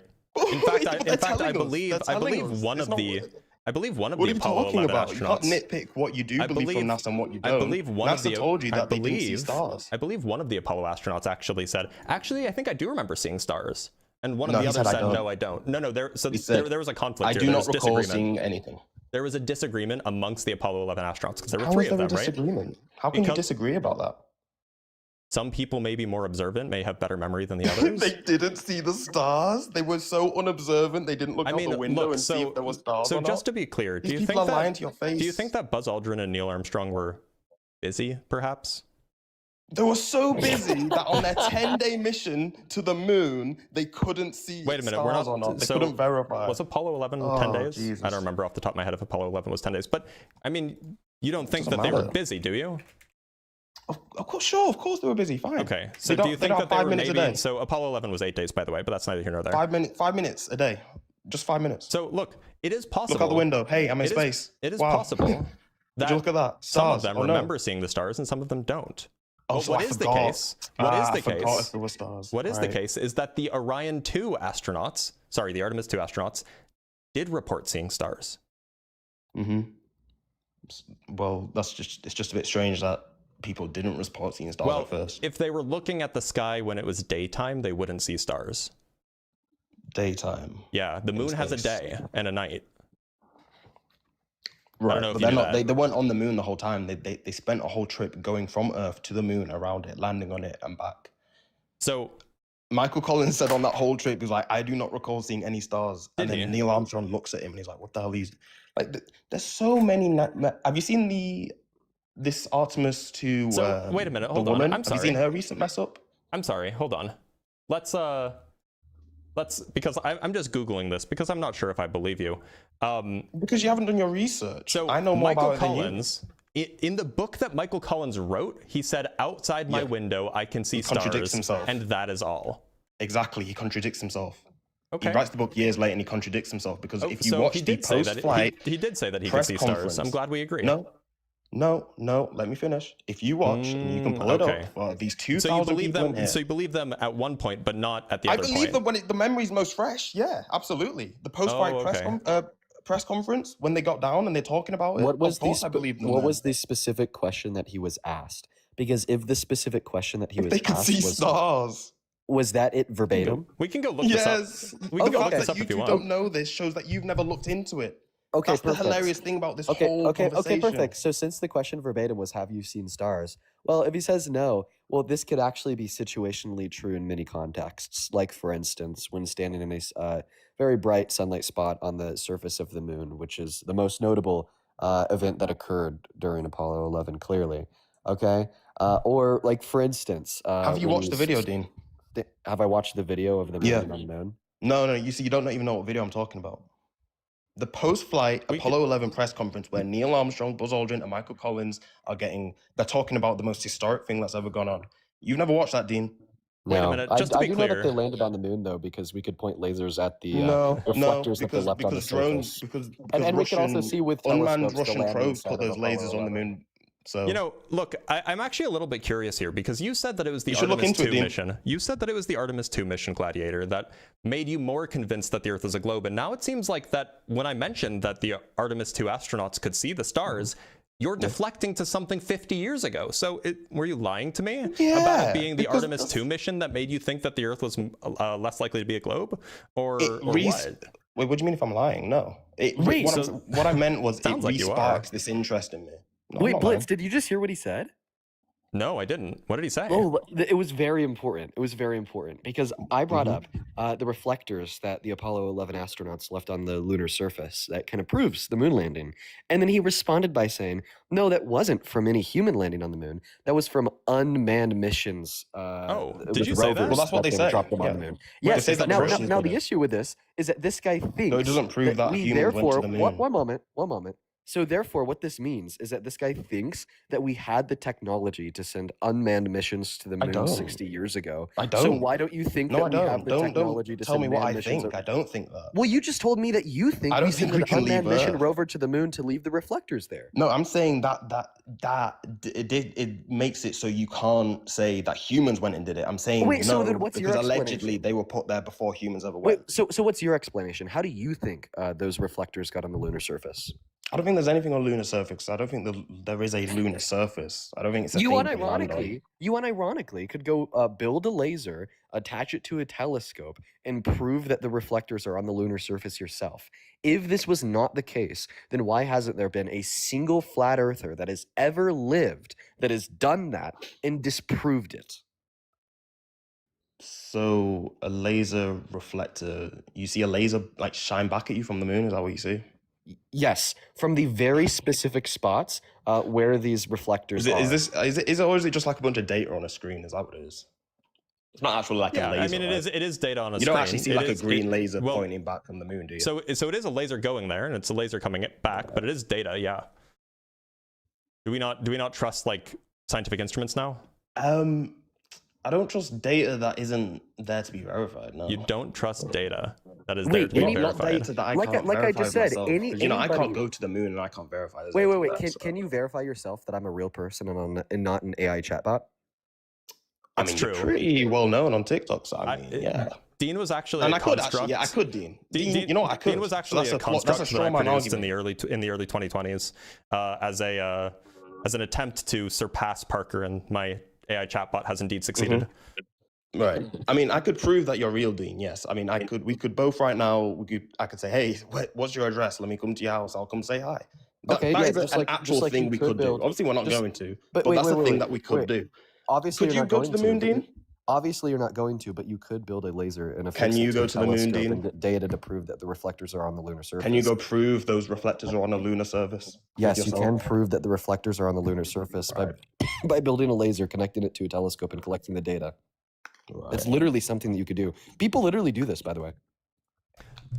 Yeah, there's a lot of astronomers and stuff, yeah. I'm actually a little curious as to why it is the case that Michael Collins would say, I don't remember seeing any if it was fake. Because he didn't know what to say. He messed up his lines. Oh, okay. So it seems like that your account of why all of these moon missions were fake is because people are just screwing up all the time. Well, sometimes, so to be clear, I found a transcript. I think they feel bad. So he said, I found a transcript of the interview. He said, I don't remember seeing any. Namely, I don't remember seeing any. Now, yeah, that's basically saying I didn't see any. No, it means that he doesn't remember seeing any. So you think this is what you're telling me, right? You're telling me that you wouldn't remember. Do you remember what you saw for stars or not in space? Are you joking me? So the important point is that you can't see the stars when it's daytime. And so the only chance that he would have to see the stars is if the window is pointed away from the moon, away from the Earth, and it's nighttime, and he's looking out, and it's also away from the sun. Happened? I mean, it could have happened, but it's. But do you not think it's likely that happened? The conditions to make that happen are not trivial. I think they are. You think that that those Do you know conditions why? were Because trivial? was it, You wait, have to correct have me the if I'm sun, wrong. I the might be wrong moon, on this, and the but was earth Michael all Collins all not within frame, right? And you have to have the windows pointed out, like not towards the moon. Michael Collins was in the capsule, right, when they landed on the moon. He didn't go down, right? Yeah, he didn't go down. So he was orbiting the moon as they were down. Yep. So is it not likely that at some point, like, the moon was blocking out the sun somewhat? It could have been, but then you would need to have the capsule also have its mirror, or not mirror, sorry, its window pointed in the other direction. Didn't have like three windows on each side? We can go look if you want. I'm sure it did. If it just had one window, that's pretty weird. Oh, and on top of that all, your eyes would have to be adjusted to the dark. Your eyes would have to be That's adjusted. true. That's true. Actually, if it was bright on the inside, you would have a hard time seeing the stars on the outside. Right. So we can go look up the lunar orbiter. 1969. Lunar Module Eagle, I think it was called. They did this, by the way. Yeah. And we're getting all excited that we're doing it again in 2026, but we landed on the moon in 1969. Yeah. Yes. So who cares? Like, who cares then, right? I mean, it's still an achievement. Like, is that an achievement? Wait. I know that. We've already been. I know that a lot of we played golf on the moon. What the hell? I know that a lot of flat earthers are like weirdly Christian. Are you weirdly Christian? First of all, I'm not a flat earther. Don't assume my identity. But I'm not weirdly Christian. No, I'm not really religious. Oh, because what I was gonna say there is, well, Jesus has already came to Earth once. Would we get excited if he came back again? Like, listen, the point is, I'm not Christian. This is exciting to a lot of people because we haven't been there in so long. And frankly, there's actually a lot of people, such as myself and you, by the way, and fucking Blitz, by the way, that we're not alive to see the first moon landing. That's why so many people. Crazy, I know. But listen, like I said, there's just so many like inconsistencies within like the theories that you're espousing. I just wonder what it'd be like to exist as such a delusional person. You know, like on the Artemis 2 mission, right? There's like literally no way that humans have to like fake zero gravity for like extended. I mean, there is. There's a multitude of ways that they can. How do you fake it? I mean, you've watched Interstellar, you've watched space films. Have you seen those zero gravity planes that you can go on that simulate zero gravity? Like, are you fucking quoting a movie? I'm giving you multiple different ways that humans have simulated zero gravity. And not to tilt the conversation back in the opposite direction, but I did just want to show you I found a nice reconstruction of the lunar orbiting module. Wait, which one is this? The current one or the Apollo 11? This is the one that Apollo 11 used.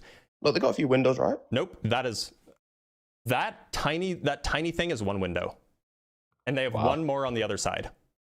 Okay, so they got two small windows on each side. Well, that's handy. No. So one on each side. Yeah. So one on each side. Yeah. But I mean, they're both angled in the same direction, right? So they're not like flat. I mean, the notion that you know, look how small those windows are. None of these astronauts had any time. Sorry? Look how small those windows are. No, the point is that none of them didn't have any time. The point is that Michael Collins was almost certainly busy doing other things. He wasn't up there just jorking it, right? So he didn't have the time. So no, he may have glanced out the window, but maybe the lights were on and he didn't see anything.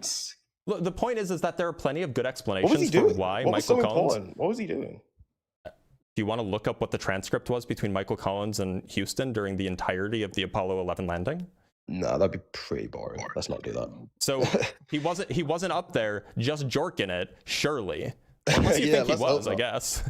Hell no. I mean, actually, would you not try that if you were up there? I mean, what a weirdo. Yeah, can you explain how humans could fake zero gravity for extended periods of time, such as hours or days? Give me one way. First of all, it doesn't have to be hours or days. Okay, well, actually, yes. For Artemis 2, it would have to be hours. Why? Because there were periods where we got hours of fake extended gravity on camera. Find it. Find an hour long uncut zero gravity. Find it. Hour long. Dean, you haven't watched this stuff, and you're talking about like this is like me coming into your life and talking about Trump, and I'm British. I know nothing about Trump. I tuned in for 2 days of it. I watched. You watched it went up, and then 2 whole days, right? You went on your phone. I listened to it like literally all day. Yeah. So were you not disappointed? Was I not disappointed? No. So tell me, how can humans the lack of footage, how it was all just like shitty. Tell me. Sorry, say that again. Tell me how they faked the zero G. Tell me. Are you aware of these like parabolic flight? So that the zero G yes, I am. Well, I mean that's one way they could fake it. Okay, so are you aware of that. Are you aware of just film trickery? Why is Green screen. flights. One moment. Parabolic flights will only give you periods of zero gravity for around 2 minutes. Okay, but like that's for the 2 minute clips. That's for the short 2 minute clips. So we have a 20-minute clip, by the way, of them being in zero gravity. Okay, well you could do it for 20 minutes. Look at that guy. You can't do a parabolic flight for 20 minutes. No, lying down. And look at the hair. This is the biggest one for me, people. Look at the hair. Everyone in chat, look at the woman's hair. What about it? It's hairspray. That's not what. Why is it like so rigid? So it's actually an interesting question, and I've thought about this a lot, and I eventually found an answer. I'm sure you have, because you know it's flat. So but you're Gladiator. If you want to hear an explanation, I can give you one. So sure. Human Why hair, are they wearing hairspray in space? Human hair is naturally rigid, right? Like it is structured. These are cells that are locked together. And so when there's gravity present, when there's gravity present, it falls, right? But like, it's not just wiggling around willy-nilly, right? It's just sitting in a certain orientation. Yeah. However, if there's no gravity, it will just point in the direction that it grows in. And that's why you often see like people will be like, oh, why is her hair sticking straight up? Because that's the direction that the hair grows in. And if there's no reason, but it shouldn't look like that. Why not? Wait, why not? Why not? Because you can go right now, you can go and find a video of a zero-G flight, right? Which, you know, members of the public can get, where they simulate this sort of gravity. And you look at a woman's hair and it's like free flowing. It's like almost like she's underwater. But here it's like, so to be clear, being underwater is distinct from being in zero-G. I can go find you a clip if you want. It doesn't make any sense. Wait, also, this is going to change depending on hair texture. Yep, it absolutely does. It's for all the women. One moment. Like on the ISS. One moment. It's going to depend on hair texture. It's going to depend on hair thickness. It's going to depend on if their hair is like curly or straight. It's going to depend if they have it in a ponytail or not. In that clip, it is in a ponytail, so it's going to be a little bit more bundled up and congested. Therefore, it's probably going to move a little bit more rigid. But all of this aside, all right, there's other indicators, even just in the screenshot that Blitz just showed, even if we ignore the fact that we can watch it and just clearly see that they're in zero-G because they're moving, they're fucking floating around, dude. Like, I don't know, use your eyes. Oh my God, Matthew McConaughey was floating around in Interstellar. Did you see that, Dean? Did you see it? In a movie? Yes, I saw it. Yeah, because you know it's a movie. This is a movie, but they're telling you it's real life. It's not that hard to grasp. Wait. It's just because the lie's so big, it's like, it's an insult to your intelligence. Like, you understood that this is a parabolic flight. Here's a parabolic flight video. Just pay attention to her hair and the way that it's oriented. One sec. So pay attention to her hair orientation right now. Right. See how those bits just stick straight out? They just stick but look there. It's the same orientation. Play the video. It's the same orientation. Oh. Boom, it moves. Boom, it goes up and down, up and down. Because she hit the ground. Oh my God, this guy. When she's not hitting the ground, it's staying in the same orientation. When she's not hitting stuff. See how it's staying in the same orientation? Yeah, but now look, it looks different. Now look, her hair looks different there. Hold on. From like 2 seconds before. It literally doesn't. It's still going backwards in a curly fashion. No, you don't understand. It's not free flowing. It's not free flowing. It's just in an orientation. Okay, but right, if you look at her hair right there, it's not in the same position as when the zero gravity first started, because obviously she's hit stuff, yada yada. Oh yes, it's still sticking up. I'm not saying that. Yeah. So then what's the issue? If you look at the women on the ISS, the woman on the Artemis mission, it's consistently just in the same place. Yeah, because she's not ping-ponging around inside of the. She's not bouncing off of stuff. Also, by the way, here's a clip. See how her hair is moving? We can't see it. Oh, I'm sorry. Oops. My bad. It's hairspray. See how it just bounces back into place where it was before. But it does move, right? If there was hairspray, then it wouldn't be moving. No, it'd still move. It'd just stay rigid. That's what it would look like. If it was rigid, then it wouldn't be moving. How? Okay. So you've got it. You've got me. You've got Blitz. You've beat us. You've explained the reason why her hair is sticking up is because of hairspray. It could be a reason. Okay, but now can you explain how she was literally fucking floating in free space? Now can you explain that? Wires on a green screen. I don't know. Wires on a green screen? Okay. Wait. So it's 2026, man. Okay, so you just said I don't know. So the Do you reason not why think- wires Do you not believe in trickery at a large scale? Can you not wrap your head around that? the reason why the wires on a green screen wouldn't work here is because that would mean that the wires would have to be inside of the Orion space capsule. But we know that the space capsule in of itself is not a green screen because they interact with it. So now that we've ruled out the wires on a green screen approach, It says that could be a set. You don't know what that is. You don't know you what have they to. are. If it's a green screen, then you can't interact with it. You can't touch it. You can't feel it. You can't bounce off of it. It can't dynamically change. Okay. A green room. I don't know. The green would be. They get Plus, like I want to clarify billions a here. year, dude. I want to so much clarify here. money. I'm still in the middle of my statement. I want to clarify here that it is the green in which would be replaced via the background, not a wire. So now tell us, how is she free floating Green around? wires, then. Okay. Green also, wires. So the issue with the wires approach is to what points of all of their bodies are the wires connected? Because it's not just like they're free floating as a fix one moment, as a fix to the middle of their body. They're not free floating as we would expect from a rock climber rappelling from a harness. No, the totality of their bodies are free floating, including their arms, their limbs, their legs. You could see their faces are free floating because they're a little bit more filled with blood because all the blood doesn't rush down. The hair is free floating, and then they move every affixment of their body independently, and you could observe it floating in space. So are you arguing that there's like one wire connected to their right foot, another to their left, another wire connected to their right knee, another to their left, another wire connected to the right side of their hip, another camera to their trickery, left, man. one wire connected to their right shoulder, right elbow, camera left trickery. elbow, right hand, left hand, neck and face and head and hair. This is like if I showed a crazy video to someone living 200 years ago, they react the same way that you're reacting. Okay,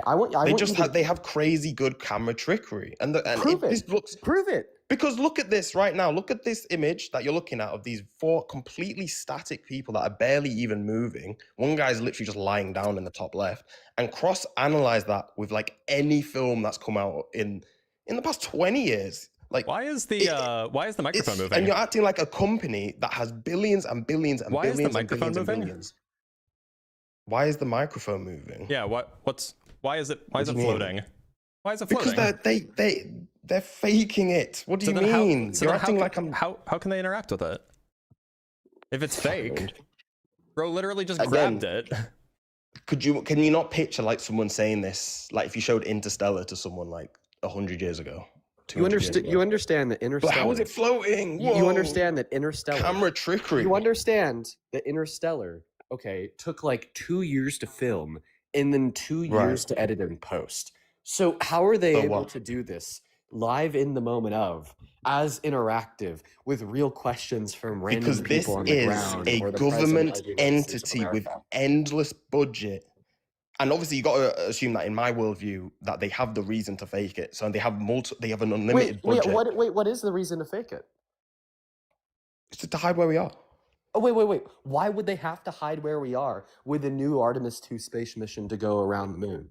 It's more about just keeping up that illusion in the public's mind. Why wouldn't they just not do it? Why wouldn't they just not do it? Not do what? Just go to the moon? Why wouldn't they just not do the Artemis mission? Because I don't think they can. Because I don't think you can go to space. No. Why wouldn't they just not even try to fake it? Why wouldn't they just say, oh, well, it's too expensive, or, oh, no, the rocket blew up in the sky. That's what they have been doing. So then why did they do this now? To keep up the illusion for a new generation, because Dean just said none of us were even alive when the last one happened. Here's my next question. The illusion. It's not that hard to think of, guys. It's really not. Evidence? What is your evidence that NASA is trying to hide where we are? They faked a moon landing. That's the claim. That's the claim, to be clear. Yeah, okay, that's not the evidence. So I just want to clarify. If it was not true that NASA faked a moon landing, then it would be not true that NASA's trying to hide where we are, and therefore it would be not true that Artemis 2 was fake, right?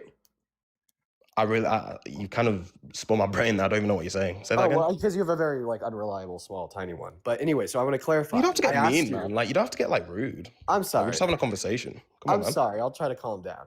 Now, I asked you, what is your evidence that all of the data that we've presented you to demonstrate this is being reliably true is fake. And then you said, well, I don't know, but they don't have it. They don't. How about they don't have the evidence, Dean? Okay, and how then about I asked you, well, why would they want to do that? It's to hide where we are. And then you said, well, I don't know why they'd want to do that. No, I didn't. I didn't. I said it's to hide where we are. Okay, why would they want to hide where we are? Because that's the best way to keep people in control. You don't tell them where they actually are. Well, you don't tell the slave where they are. What place are we actually? That if I have no idea. That's the crazy thing about this conspiracy. We don't know where we are. So so then how do you know that we are actually in a place that if we knew said place would give us more control? Give us more control. If the whole world realized for that sure we're actually in a place where, like, if we knew we were in that place, the government would have less control over our lives, right? Because like, there'd I'm be not convinced. an Listen, I'm not overnight convinced. revolution. One moment. I'm not convinced that if the government told us that we were in place B compared to place A when we are actually in place A, and if we knew we were in place A, we would have more control in all scenarios. Like, for instance, if we weren't actually a part of the Milky Way galaxy, and then this massive government scheme was just, like, blown out of the water, it was whistle blown out, everybody knows that we're not actually in the Milky Way galaxy. Now that we know more about where we actually are, would we have more control? No, we wouldn't have more control just because we're learning that we are not actually a part of the Milky Way galaxy. So, in other words, in order for us learning where you'd we learn are that actually, you've been lied to on such a one moment. In order for us to gain more control by learning where we are actually, okay, this would require the place in which we are actually to, for some reason, give us more control. Like, for instance, maybe the Earth is flat and there's an ice wall that hides another 50% of everything in existence, and there's a firmament down over us that reaffirms that we have some type of theistic creator, and the government doesn't want us to think that we have a theistic creator because they want us to be disillusioned and secular, so then we don't attempt to rise up against the immoral attributes of the government which controls us because the government wants us to think that they're the most powerful. That would be an example of some crazy conspiracy theory of where we actually are, that if we knew it, would give us, we the people, more control. So now the burden would be on you to demonstrate that the place in which we are actually, which NASA is lying about and attempting to hide, is a place in which if we knew about it would give us more control. But you can't do it. And that's why you're not letting me answer. You talked for about 2 minutes. NASA's lying about the Artemis 2 mission. That's why you can't reliably dispute any of the evidence that we've given you. That's why you can't reliably dispute the fact that we've been to the moon already because of the reflectors on the lunar surface, or the fact that you could buy a fucking telescope from Walmart or Amazon and then see the landing spots of the Apollo missions. And inevitably, this is also why you're now using movies like Interstellar to prove the zero-G that we saw live from the spaceman. I'm just saying that it's able to be faked. Look, so here's the issue. Here's the issue with the claim it's able to be faked. So you say, can I even answer what Dean just said? Like, he just had a 2-minute monologue. Go ahead. Go ahead. I'm giving you time. I can't remember what he said. I'm giving you time. Okay. Dean brought up the point that my theory that we'd have more control doesn't make any sense, because it's like, he's basically saying, who cares if we don't know where we are? So basically, Dean, what you're saying is you don't value the most ultimate truth about where you're, like, it's where you're from, where you are right now. That's what you're saying you don't care about.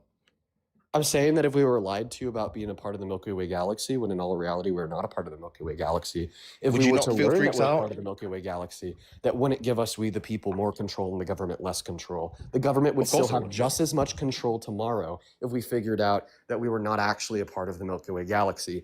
And by the way, if you're saying that they would have less control, you're oversimplifying it, Dean. Wait, 1 second. If you're arguing that we would have less control because we would figure out that we've been lied to by the government, well, then the government never would have lied to us in the first place, because they want more control, and lying to us risks losing it. But they wouldn't have it if they didn't lie to us. That's just, it doesn't make any sense. Okay, like, for instance, let's imagine that we're not a part of the Milky Way galaxy. Why do you keep bringing up this point? Let's just bring up the point that we don't live on a globe. We don't live on a spinning ball. Because that's what we're talking about. Gladiator, it's an analogy. Yeah, but why would the government telling us that we're a part of the Milky Way galaxy give the government more control? This analogy has nothing to do with what we're talking. Can we talk about Wait, the so globe? you admit? Why would the that government if- tell us that we're on a wait, globe? Wait, so That's what I just want to they're telling clarify. us. I just We're on want a to globe. clarify that you admit that the government could lie to us about where we are. Yes. Without the government gaining more control in No. many circumstances. Okay, so then tell us how the government lying to us about being a part of the Milky Way galaxy would give the government more control. Because if we are a tiny pin prick, we're a little ball in this endless universe, and we can't leave this ball, and it's already been discovered, and if you just go in a straight line, you're going to end up exactly where you are. That's what they tell you. What does that kill? That kills inhibition. It kills you to want to go and explore, to find out secrets of the universe. Gladiator. Stay there, do your job, watch your Netflix. Hold on. So argue on TikTok lives. So 1,000 years ago, we didn't know. Humanity just didn't know how big the Earth was or what the continents were. I mean, like, the educated people did know what the radius of the Earth was, but if you just took some random peasants, they weren't going to school, they weren't being fed lies about the size of the Earth. Whatever it was, they were just, they just lived somewhere. Yeah, and that's why they all thought it was flat. You know what they didn't do? They didn't go and explore. So what makes you think that if we suddenly found out, of course they could. They could have just gone. A random peasant in So, 1,000 years ago could just go and explore? What makes you think that if we found out that the world that we live in is actually much bigger than it actually is, what makes you think that what makes you think that anybody would go there? That, like, besides maybe like these super rich or super well-funded explorers, what makes you think that you would go there? Well, what if you found out that if you just sailed for like an extra 20 hours, there's a whole new continent? So, Gladiator, do you own a boat? Would you not go there? Do you own a boat? I don't own a boat. No, but it's not hard to get a boat. It's not hard to get a boat trip. Do you own a plane? Do you own a plane, Blitz? Well, wait a minute. So if I wanted Dean, do you own a plane? Have you ever been on a plane? Gladiator, if I wanted to fly somewhere, there would need to be a company that is, going along that route. So that would mean, of course, that somebody would have had to have gone there and established an airport and would have established, probably a city there. And then it would be just the same as being here. So what you're saying is, ultimately, like, this is the argument that you're both putting forward, is that you wouldn't care if we'd been lied to about the nature of our reality and where we actually are. Oh, you're incorrect. So, Gladiator, I would very much That's what you're saying. You're saying, no, I wouldn't go Gladiator, explore. There's a whole new Gladiator, rather than strawmanning me, rather than strawmanning me and Dean, let me elaborate. That's what you guys think. It's not, but I can explain if you want. So, the point is that the average person is not going to go explore and conquer new territory. That's just not a thing the average person does. The average person stays home, takes care of their family, takes care of their friends. That's what the average person does. Some people will go explore, sure. People go on vacation, to say, we'll go on vacation. Going on vacation is not going into the wilderness. To say that you said it's the wilderness. I don't care, Gladiator, let me finish. To say that I don't care about knowing what's true about the reality is absurd, considering that I'm literally a scientist by profession. And so, sure, I absolutely do care, and I absolutely would be interested. You're having a hard time not interrupting. I absolutely do care, and I absolutely am interested in figuring out what's true about reality. I wouldn't care to go there. Like, that's not super important to me. I would care to know what's true. You, on the other hand, seem like you're not interested in knowing what's true because you're not willing to utilize the scientific method, which is our most reliable method of figuring out what's true about the world, to actually establish what is true. For example, you are obligated to think that gravity is fake if you think that the Earth is flat. And considering that you are currently 70-30, 70% being the Earth is not a globe, 30% being that maybe the Earth is a globe, that means that you are currently more convinced that gravity doesn't exist than you are that it does exist. And that's crazy because you can just use the scientific method to establish that that's the case. So who is it really that doesn't care about knowing what's true about the world? You or the two of us? Blitz, I really how do I prove gravity? Hitting me up. I'm gonna go ahead and drop down. It was good getting into debate with you. It's been a long time. Indeed, it has. I just rage baiting myself a little bit too much. Don't know how you do it. I could tell you're calling me smooth brain. That's the goal. That's the goal. All right, Dean, have a good one, man.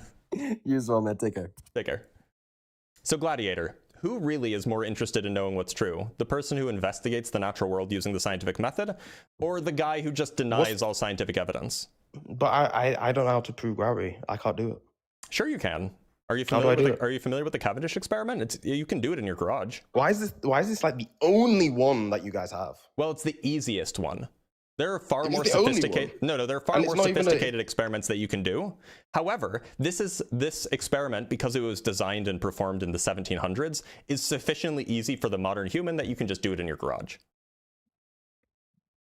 Okay, and so you can prove that the Earth is a globe. You can prove that in gravity your is garage. real. Oh, sorry, you can prove that gravity is real Yeah. in your garage. Yeah. Is it by dropping an apple? No, it's by doing the Cavendish experiment. What is the Cavendish experiment? How would I do it? So I can show you a diagram. It might be easier than me trying Just to explain explain it. Picture's worth 1,000 words and all of that. Essentially, Sure. what you're doing is you're measuring the gravitational attraction between two objects in the horizontal plane. But let me pull up a diagram for you. It might be helpful. I would like a nice diagram. Okay, this diagram's in German, but it'll do because there's not a lot of relevant text. Right, so here's a diagram. So you hang a string from the ceiling, say, and then you attach a horizontal bar to it. And attached to the ends of that horizontal bar, you put two masses. Usually we use lead because lead is heavy. It's heavy and it's dense. And so you're able to get more mass into a smaller area. So you attach two small lead balls to either end. Make sure that it's balanced so it's not like tilted one way or the other. And then you just leave it alone for a long time. Hopefully you're in an area where there's not a lot of earthquakes because earthquakes are obviously going to shake it. But you leave it alone for a long time. Eventually it'll come to rest.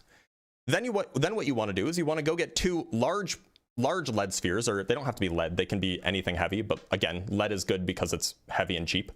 You put two large lead spheres in the configuration here. Now, what you're going to want to do is, because our eyes are not so good, you're going to want to attach Does it have to be a sphere? No, they don't. But spheres are just they're just convenient because then you don't have to deal with like a higher order effects. So what you're going to want to do is you're going to want to attach a small mirror to this string in the middle so that you can shine a laser onto that small mirror. Now, you're going to want to set up that laser so that it's like, you know, in a rigid place. Maybe it's on like a table or something. Pointed at that small mirror at an angle so it deflects off and lands somewhere else on your garage's wall, say. Now, before you move the large lead spheres in place, what you're going to want to do is you're going to want to let this balance come to rest and then mark where the laser is, where the laser reflection is off of the mirror on the string. Then you're going to move the large lead spheres in place, and then you're going to wait for it to come to rest again with the same laser placed in the same location, and you're going to turn it on and mark where it is. And what you can do is you can establish what the gravitation or what the force is between the large lead spheres and the small lead spheres based off of the change in position of that laser point on the wall. Because that will mean that the balance will have rotated a little bit, because that would mean that would change the angle of the laser dot on the wall, and so you can infer how much it's rotated, and then using the properties of the string, you can infer how much torsion there is, and so on. So that's what the Cavendish experiment is. And this what makes the laser gravity move? So the hanging bar from the string rotates slightly. It starts to rotate. Yeah, it rotates in the direction that each mass is going towards the heavier mass. But there's two heavier masses. Yeah, the two heavier masses are gravitationally attracting the two lighter masses. Right. So it has to be two lead balls specifically. Well, it doesn't have to be lead. You could use gold, you could use copper, just something heavy, because the bigger the heavier the thing, the larger the gravitational force. And the reason why you want them to be particularly dense, like lead or like gold, is because the gravitational force depends both on the mass, but it also depends on the distance. And so the more dense something is, the closer you can get to the small balls on the end of the balance without them like touching, right? So you want a lot of mass concentrated into a little bit of area so that they can get closer, so the force is stronger. Makes it easier to measure. I mean, that just doesn't make any sense to my head. Maybe I'm just too stupid. Whole thing. It's just like, how does that prove gravity? Well, so what is causing the smaller lead ball or the smaller lead balls to move towards the larger lead balls? I mean, I'm looking up right now at something hanging down and it's slightly moving. Well, that's why you wait for it to come to I rest. have like a little ball hanging down on some string. That's why you wait for it to come to rest, right? So you're telling me that if I put like a hanging lead ball next to this other little ball I've got hanging, it's going to start moving towards it over time? There will be a small force there. The reason why you use the mirror is because the mirror will amplify any small deviation, right? Because even if it just twists by like a 100th of a degree, that will mean that the laser light being reflected will be amplified by roughly the amount that it's twisted times the distance that the laser is being reflected to the wall. So you could see like a 1 or 2 inch deflection from even the tiniest rotation. So if you just left this experiment like in a garage for however long, would they just eventually touch each other? No, because the string itself has some torsion. So like, you know how if you twist something, if you twist it enough, it'll untwist because like the tension in the string. So the tension in the string is an opposing force to the gravitational force. So they'll just find a new equilibrium. They may touch depending on what the equilibrium is. They may not. It just depends on, you know, what the string is made out of, how tense it is, all those things. The point is that it rotates. There are plenty of others. What if you have a laser or something, or 2 big lead balls? Well, these are things that you can get for fairly cheap. You asked for an experiment. I gave you one that you can do literally in your garage. If you're asking for an experiment that you can do without any equipment, I'm sorry. Doing science requires equipment. And laser, but maybe a different type of experiment. I don't know. So there are other experiments, but they are more sophisticated. For example, there are experiments that will let you measure the rotation of the Earth. The most common one, the easiest one, is building a Foucault pendulum, but that requires a fairly tall building. There's another experiment, or there's another device that you can build called a Compton generator, which will also measure the rotation of the Earth.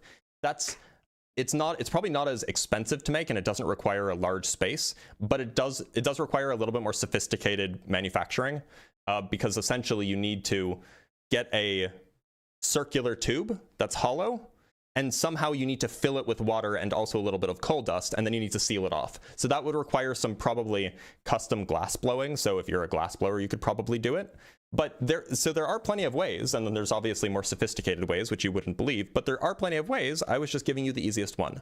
Yeah. Well, I think it's important that people be able to do stuff for themselves. If this is something that you can do yourself. You know? And not only can you do this yourself, there are like hundreds of videos of people online doing this experiment. Yeah, well, I mean, there's hundreds of videos online of Artemis forgery, but you don't seem to believe that. Well, I mean, the point is if you think that this experiment doesn't work, then it would be very, very strange that there aren't like... I just don't see how it proves gravity. It's just not really seeping in. So there is some force that is causing the smaller masses to be attracted to the bigger masses. What is that force? I don't know. I don't know what it is. Maybe there's wind. I don't know. In your garage, how do you know there's not it's windy. It's windy in your garage after you let it sit and come to rest. Yeah, I mean, my garage door doesn't go all the way down. A bit of wind gets through. So when you leave something to come to rest, it's windy. But if it's come to rest, you're basing this off movement. So how does it come to rest? No, so initially it's at rest. You mark where the laser dot is on the wall. Then you put the lead balls next to it, and then you come back an hour later. You leave it for a few days.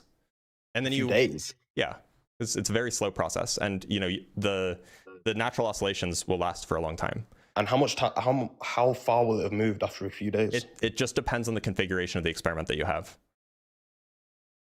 Right, like how big? Well, yeah, how big the masses are, how tense the wire is, these kinds of things. But the point is you can actually check that you can check that the amount of deflection, which from the deflection you can calculate the attractive force. You can check that attractive force depends on the mass of the thing that's doing the attraction, because you can use different size lead balls and you'll get different amounts. I mean, look, this can prove that there is some sort of different force. Substances. Yeah, that's what gravity is. It's that force. But you're just taking it and you're slapping this word on it, gravity, and you're saying gravity is the name for the force of mass attracting mass. Gravity is the name for the force of mass attracting mass. That's all it is.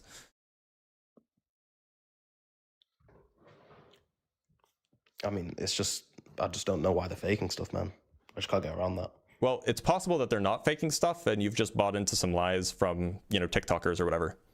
But there's just no proof of anything they've done. And there's just plenty of proof. So there's plenty of evidence. You just don't like the evidence because you have some preconceived notions about how the world is. That guy clearly forgetting about the delay. I actually said we can even grant that that's evidence for your claim. And then I said that there's 100 other pieces of evidence that contradict it. It doesn't contradict it. It's just there. All you need is that one piece of evidence. There's 100 other pieces of evidence that show that it's not fake. Yeah, and but so the position that you should hold is the position that is the position with the most evidence, right? Right, I agree. So if we went to court and we said, hey, is the moon landing fake or not? And the judge goes, okay, well, where's the evidence? Where's all the telemetry data? Yeah, you would And then find NASA that goes, all oh, of we the don't have telemetry the data is telemetry there. data. Oh, it is there. All of the telemetry data is there. What is missing is the original telemetry data for no, not even the original telemetry data is missing. What's missing is that there was the original files are missing. No, there was like a high definition video recording. So the way that they sent the data, the way that they sent the video from the moon landings is that first you would have video go directly to Houston, and then Houston would basically distribute it out to the networks, right? The TV networks. Now, the video that came from the Apollo landing, Apollo 11 specifically, that was in some sense higher definition than what was then distributed to the news networks. But that higher definition version that just went to Houston, the kind of the higher definition data that just passed through, that is what we don't have. That's the telemetry data that's being referred to. We don't have the high def version of the moon landing that was then passed through in lower definition to the news agencies. Crazy. That's crazy. But we have literally all of the data, all of like the actual numbers. We have all of that. We don't have the technology. Do we have the technology to build a Model T Ford? Yes. We do. Yes. If someone wanted to build a model, the original car, someone wanted to build the plane that the Wright brothers made, they'd be able to do it. They'd be able to use it. Oh, would they? I mean, I'm pretty sure that they would have to, at least for the Model T, they would have to build an entire factory, right? Yeah. Yeah, sure. we could do that for the Apollo stuff too. We'd have to build entire factories. Why would we build 70 or 60-year-old technology when we could use modern stuff? It worked perfectly. No, it didn't. Well, it did. We got to the moon, right? Didn't. We played golf. Did we not play golf on the moon? Yes or no? Wait, hold on. There was literally a mission that failed. There was literally a mission that failed. Okay, yeah, but those 7 missions where Apollo on the moon, 13 right? had to abort their landing. Yeah, that's fine, but we still went to the moon. So wait a minute. A 1 in 7 failure rate is good enough for you? We still went to the moon. Yeah, with a 1 in 7 failure rate. Why would we do that now? We made it. Why would we why would we use a 1 in 7 failure rate now when we could just make it better? Is it better? Yeah. Why didn't these astronauts land on the moon? Because they were doing a test run. Why are they doing a test run? Because they're using new technology. You see, that just doesn't make any sense because that's not how technology works. What are you talking about? Do you think that when they build a new car that they don't test that new car because we've had cars before?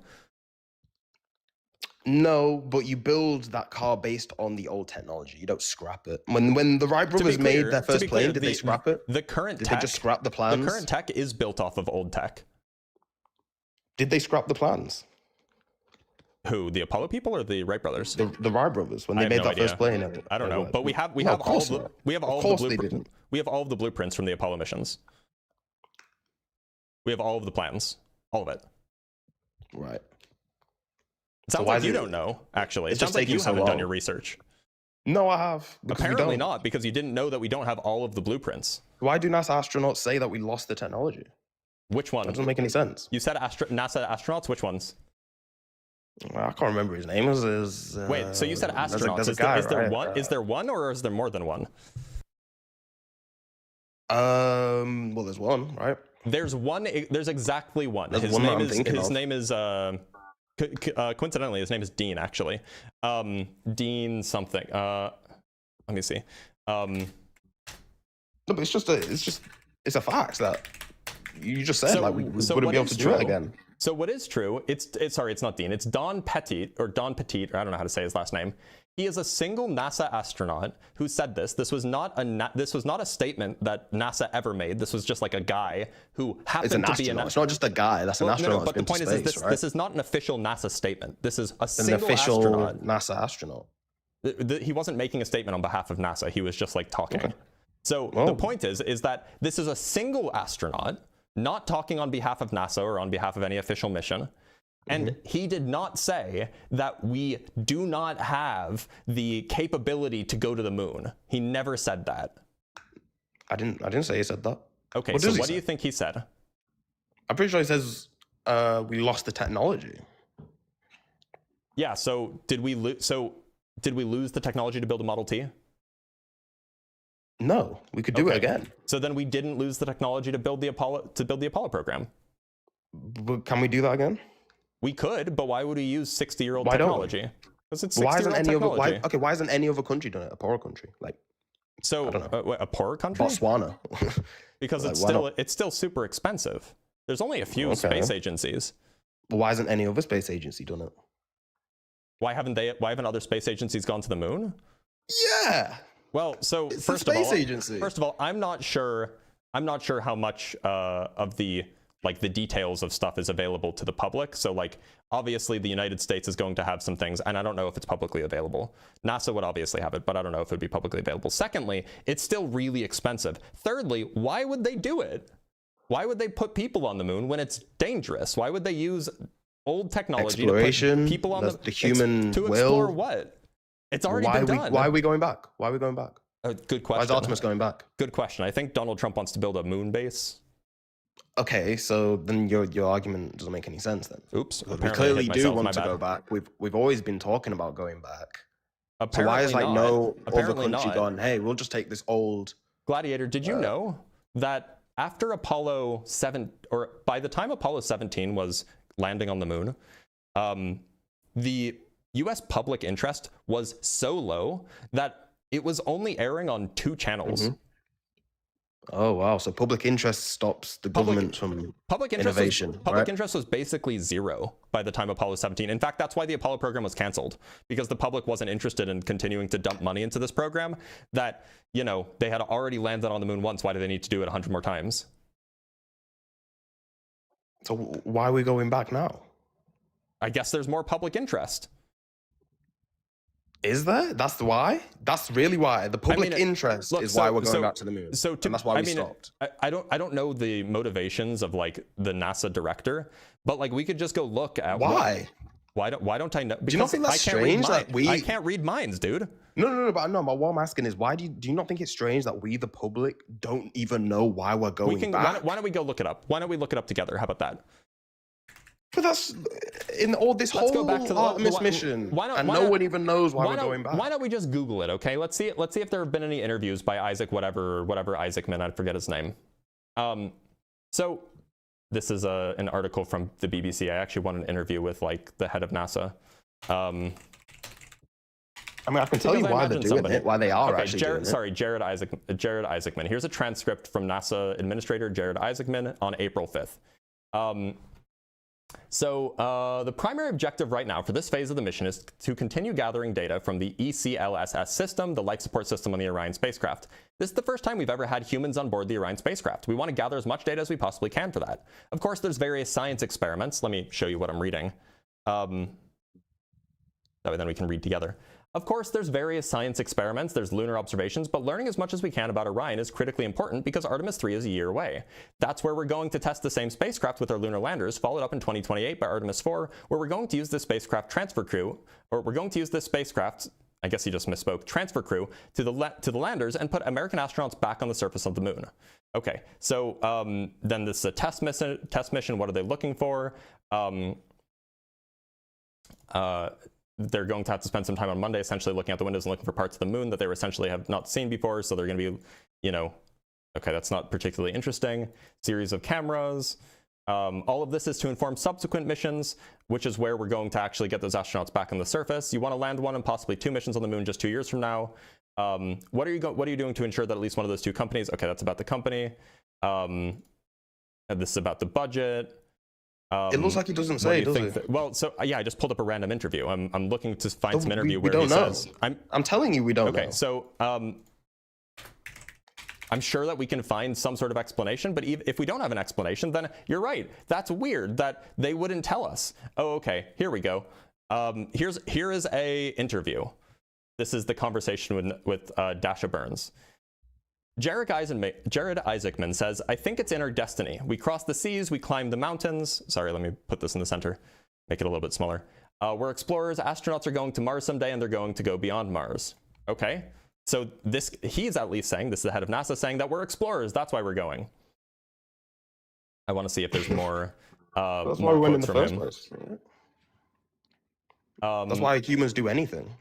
There's a lot going on here on Earth too, so do you think that you can successfully reignite America's fascination with space? I have no doubt. I mean, you know, what kid has grown up that hasn't looked up at the night sky and just imagined the possibilities? Space captivates everyone. So, you know, it sounds like what he's saying is because we want to, because we're explorers, blah, blah, blah, blah, blah. Also, we build a moon base and then we start thinking about what comes next, which is Mars. You know, we've got to, you know, kind of keep their attention as we set up for subsequent moon landings because they're trying to build a moon base to get to Mars. So that's another explanation. So there you have it. It's like you didn't even do any reading or any research on this.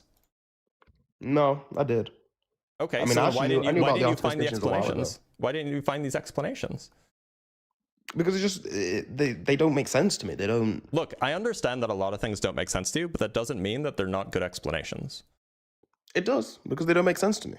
Look, they should make sense to me. So do you think that you could explain to a fish how to do calculus? No. Okay, does that mean that calculus isn't actually useful or effective because you can't explain it to a fish?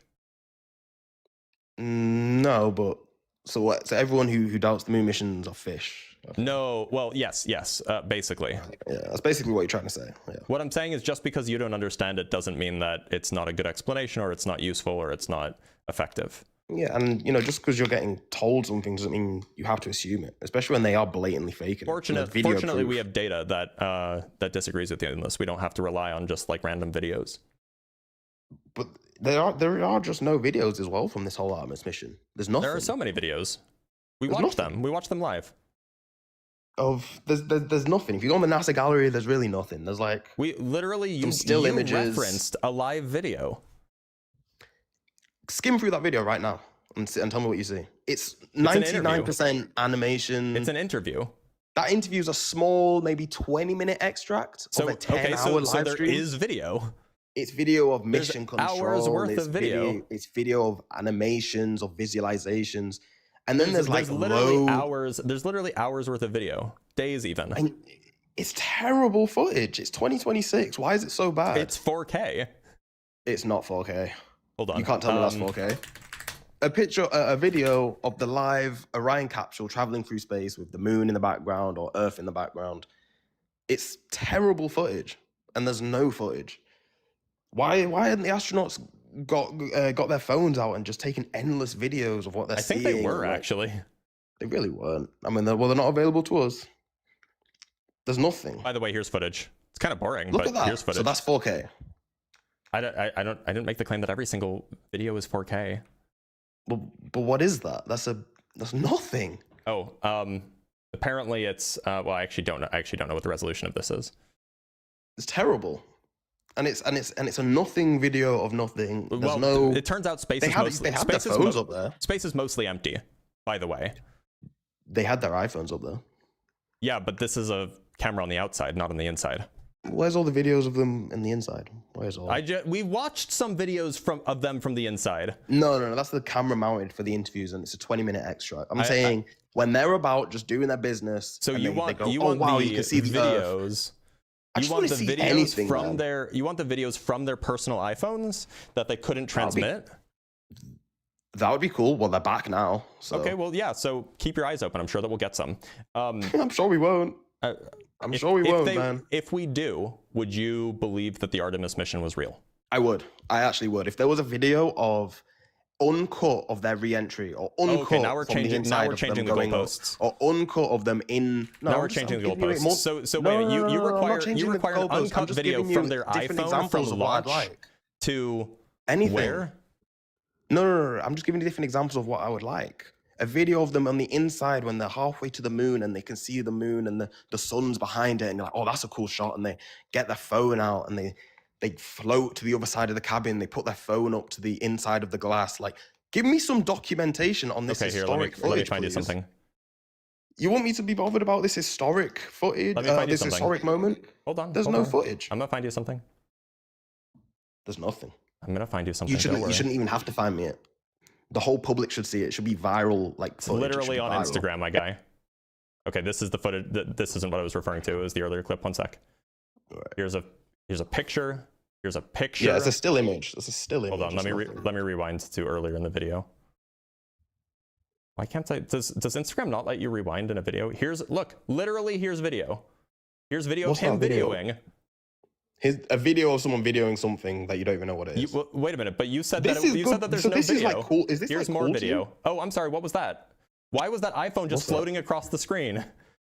Because they're faking it, man. Oh, okay. I thought you said that if there was iPhone video from the inside of the spacecraft that you would believe it. Like one of the astronauts flips it around like a selfie, and then like says, "Hey, what's up, man?" So and if they don't just get do you some stuff. If they Why don't is get all you the iPhone footage a that is 2-second exactly as you want it to be, then it's fake. Anything? No, I literally gave you a video just now, but you said that it was fake and it wasn't long enough. And you believe man, this stuff. So your back must be jacked from carrying the goalposts all over the place.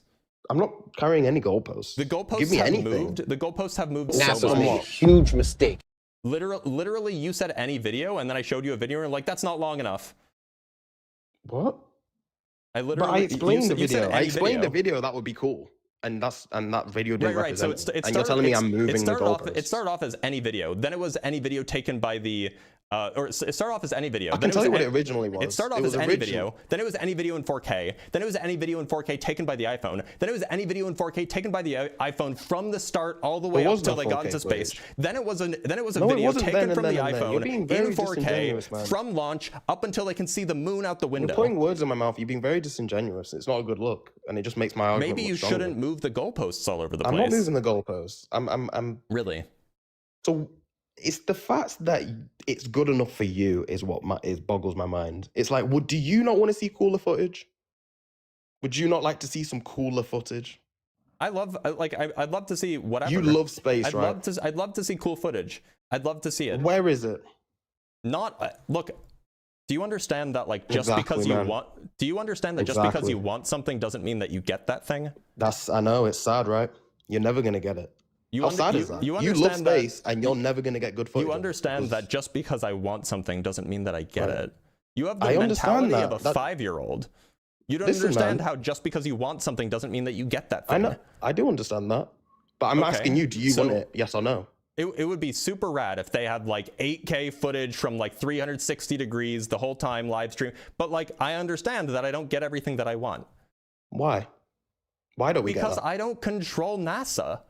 But why are they not giving that to us? Because they have other priorities than what some 32-year-old on TikTok wants. Other priorities? They have other things to be concerned with. Really? What do you mean, really? That's really the way you're gonna mentally block this disturbing Wait, do you think that anything you can conceptualize they should have done? No. Okay, so then maybe this is not something that they would have done, even if I can conceptualize it. But I would like to see some stuff. I would like to see some cool There was plenty of stuff. There's some still images. There's also video. You shouldn't like it. What do you mean I shouldn't like it? Some of it's great. It's really not, man. You're talking about still images. It's nothing. Still, you know that photography is literally a kind of art, right? Yeah, it is. And look, okay, yeah, one picture can look cool, but it's the fact that there's such little interesting footage. There's nothing, man. There's nothing. Did you watch the re-entry? The moon. Did you watch the re-entry? Videos. I did, and I've got another question about that. It was rad as hell. Right. So why is there no steam when it lands in the water? Why is that? Because it cooled down. Because it won't cool down that much. There should be steam. Yeah, it would. Literally, it was 100,000 degrees Celsius. No, it wasn't 100,000 degrees. You understand that we use fans to cool things down. Molten lava. Literally pushing air at something is how we cool down rooms. And you're telling me that if something falls at hundreds of miles an hour through the air, it wouldn't cool down? If it's hot enough. It would have cooled down. You're moving at 20,000 miles per hour or whatever it is. Okay, so your incredulity isn't an argument. I'm sorry. What? I'm sorry, incredulity isn't an argument. Now, look, before I let you go, I just want to mention one thing that is no, there shouldn't be. And just because you don't understand how there's not steam. That's basic science. The fact that you don't know that. It's not basic science. Do you understand how a heat shield works? A heat shield doesn't work by just getting hot. It gets hot and then it breaks off. So it takes the heat with it. So what happens to the part under it? What part under it? The whole heat shield doesn't break off. It breaks off bit by bit. Be hot, though. No, so is it just not hot? If it got hot, then the heat shield wouldn't be doing its job. So the heat shield burns off, and then the part that's then exposed doesn't get hot. That's the whole point. Yeah. Okay. That's the whole point. Anyway, before I let you go, there is one thing that you should probably look up, and you're gonna laugh at this so much, but it's gonna be your incredulity will be all for naught. So here, I want you to look at this this footage. Of course, I'm gonna laugh at that. Yeah. Okay. So here's footage from 1972. You people believe that? Well, it's footage of something, right? Come on. It's footage of something, right? For sure. What is it footage of? It's footage of NASA lying to us about where we are. What is it footage of? It's footage of a man driving a car on the moon. Mm-hmm. Oh, okay. So you agree that man was on the moon? Well, does it not say lunar rover testers on the moon? Okay, That's so what we the agree video's that suggesting man it was is. on the moon. I'm telling you what the video's suggesting. No, I'm saying it's NASA fakery. I'm telling you what. That's what I said first. I said NASA was lying to us about where we are. I'm asking, what do you think this is actually footage of? What it really is, it's a guy in a big studio set, and there's a fake background, and he's driving around. I don't know. Yeah, so it's slowed down a bit. So okay, so it's slowed down. We could do this in 1969. So okay, so it's slowed down. So he's actually driving like anyone 80. Who believes this so shit. he's actually like driving 80 miles an hour. Maybe, yeah. Okay, so he's driving 80 miles an hour in a set that is a few football fields across. Probably, yeah. And it's also in an almost pure vacuum, right? Probably not. I don't know. Unfortunately, the data disagrees with you on that. Nah, I don't need data. The video's right there, right? I don't need data. That's how we do analyses, my guy. We do analyses I can't verify the data. Sure you can. I've actually done it myself. Here. You went to the moon? You drive around on the moon? I've verified the data. Play a bit of golf? I verified the data. Here, let me pull it up for you. So this is an analysis of that footage.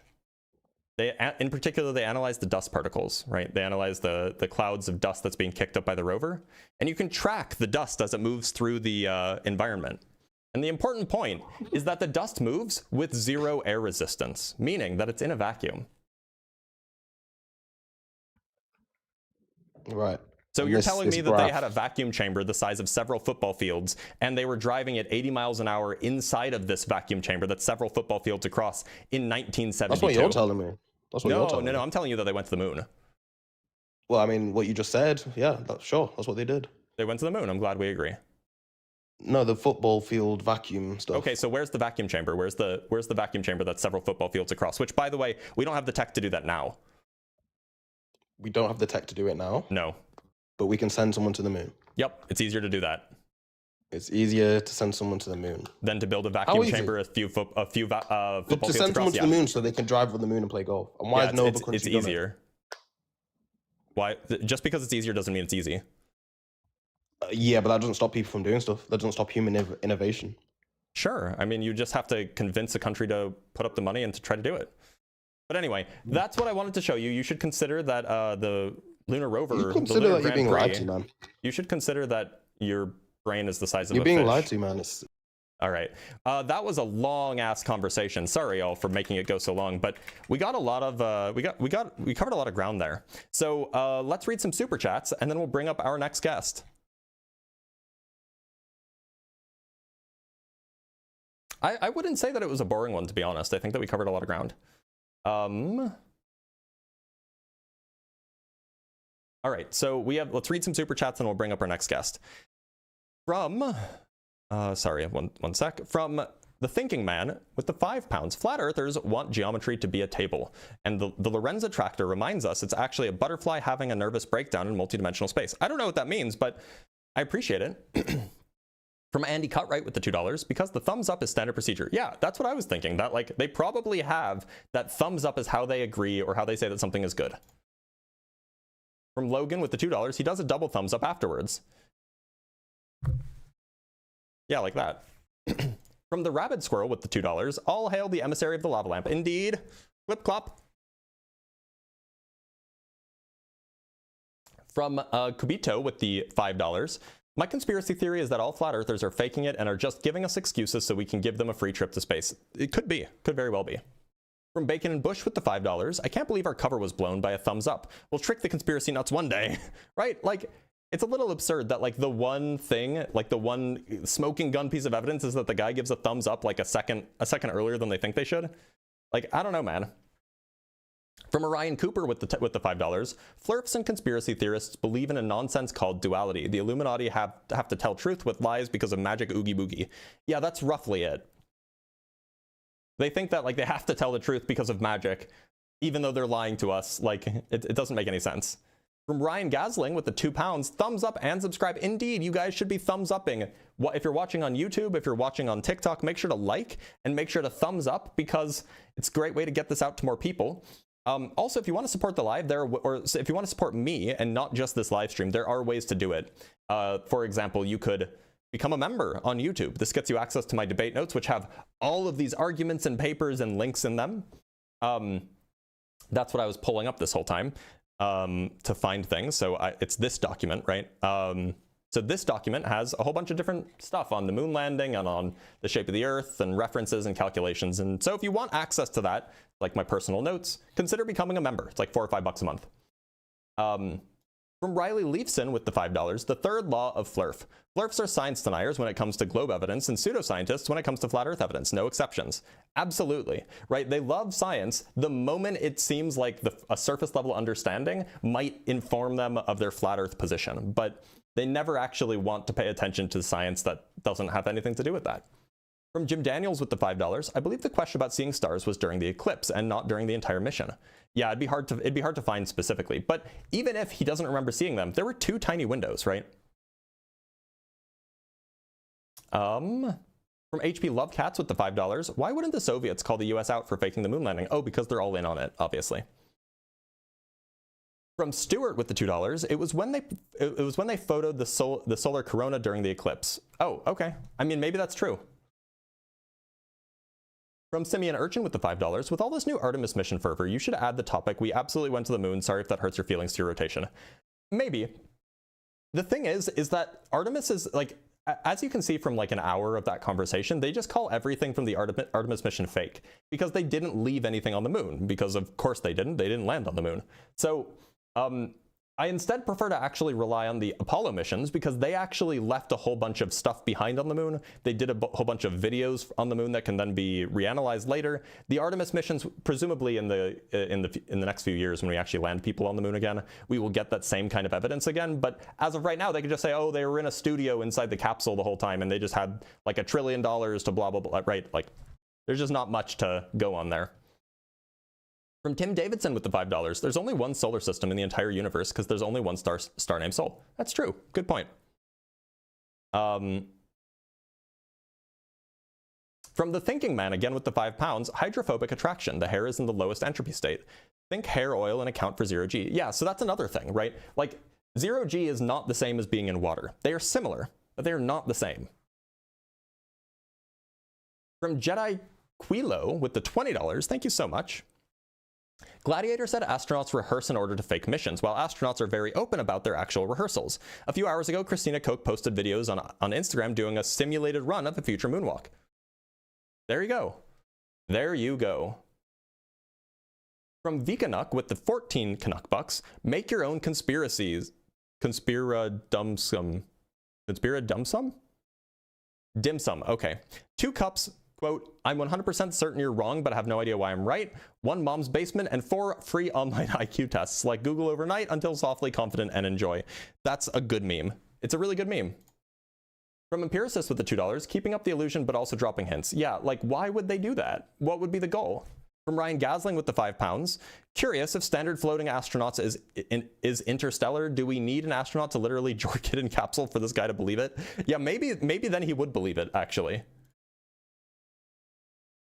From L'Oreal Ashley with the $5, caller is just an unremarkable person with no real accomplishments who wants to feel special for knowing more than us. That is one of the 4, say, motivating factors for why people become flat earthers. I actually watched a slideshow, you know, like those slideshows that had a breakdown of the 4 different kinds of flat earthers. And it was actually a pretty good summary. One of them is the unremarkable person who wants to feel special.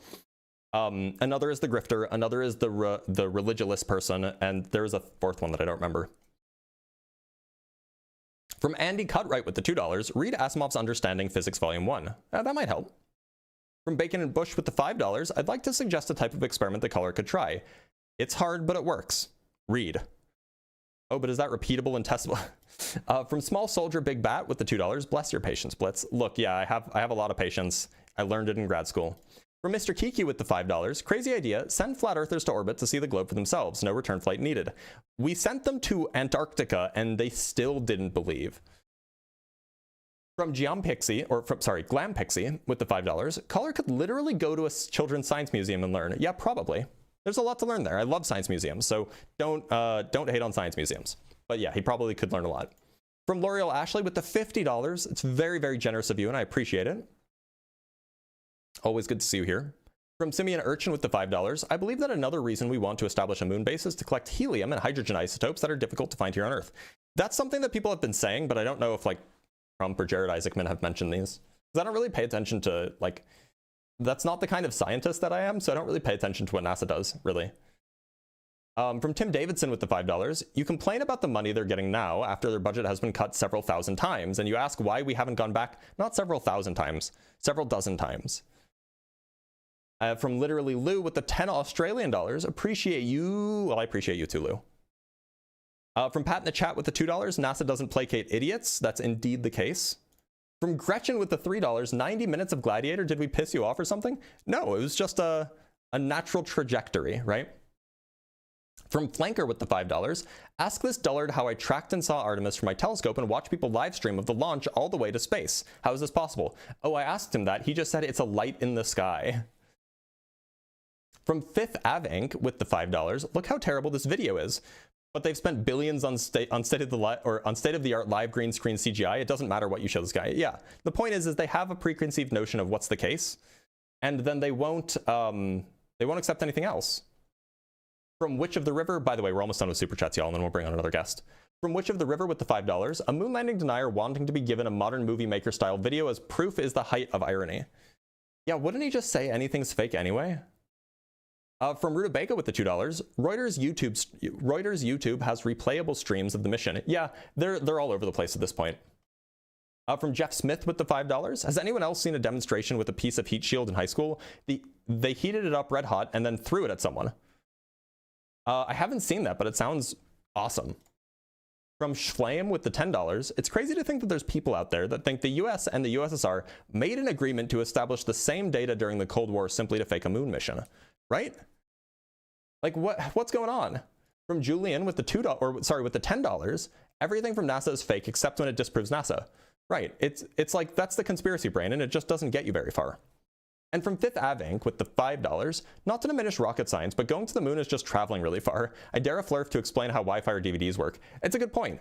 Going to the moon is, we say rocket science because like, we compare things to rocket science as being really hard, but like rocket science is, it's engineering, right? At this point, like all you do basically is build a big rocket. Now there's a lot of things you have to do to keep people safe, but building rockets, the Nazis figured it out in the 40s.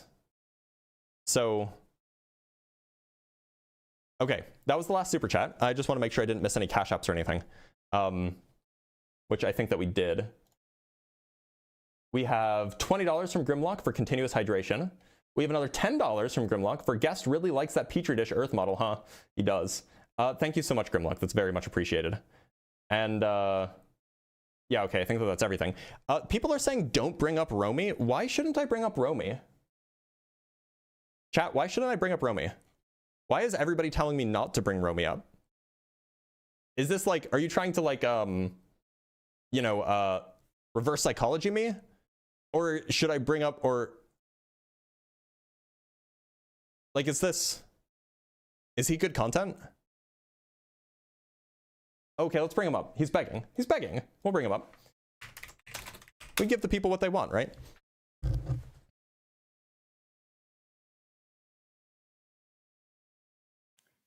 Romy, how's it going?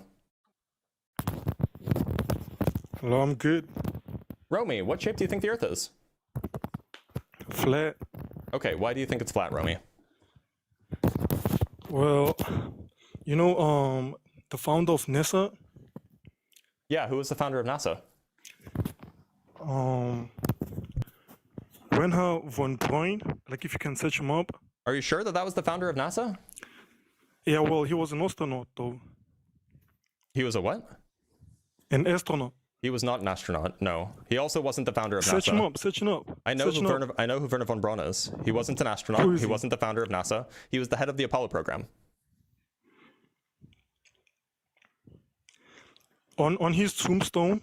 Wait a minute, hold on. Are you going to talk about how you just lied to me about how he was the founder of NASA and how he was an astronaut? Why'd you lie to me, Romy? Well, someone said that he is. Well, why'd you listen to them? Why didn't you just check it yourself? Okay. But he worked with NASA though, right? Yeah, he worked at NASA, yeah. Lots of people work at NASA. Okay, so like on his tombstone... strong tombstone... start here, Romy. Yeah. Listen. Listen. On his tombstone, yep. He has Psalm 19 verses 1. Yeah, he does. Why should I care? That confirms that there's like a firmament over the earth. There's like a firmament. And how does that confirm anything? Basically, it shows that there's a firmament over the earth. How does it show that? It's just a citation on a tombstone. How does it show anything about what the world is? Well, it just goes to show that that's what he believes in, isn't it? No, it doesn't. Okay. I'll just leave this one. Do you know Buzz Aldrin? Do I know Buzz Aldrin? Not personally. Do you know Buzz Aldrin personally? Yeah. Well, not personally, but okay. I saw his videos on the internet. I'm sure you did. And I'm sure you saw clips of his videos on TikTok. I'm sure you didn't watch the whole interviews, but sure. He said he didn't go to the moon. He said they didn't go to the moon. Like, he didn't say that. I've seen the interview. He said that. I did. So the kid on the internet. I've seen it before. The kid asks him, "Why haven't we gone back to the moon?" And he says, "Because we haven't." Now, if you speak English as your first language, you would take it to mean that he's saying we haven't gone back to the moon because we haven't gone back to the moon. He's just putting in your face that they didn't go to the moon. Like, English isn't your first language, is it? If it's not, that's fine. Yeah, it's not. Okay, listen. Okay, so I'm just telling you what a person for whom English is their first language, how we would interpret that. Okay, bro. If you won't believe that, wait. There's like this because I could find other places where Buzz Aldrin talks about what it was like to be on the moon. So like Buzz Aldrin doesn't think that we didn't go to the moon. Because we didn't. Buzz Aldrin talks about what it was like when he was on the moon. There are interviews of him doing this.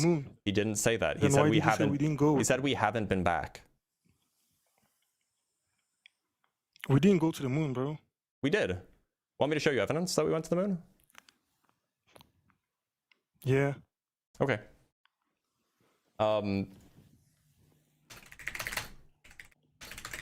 One sec, let me pull it up.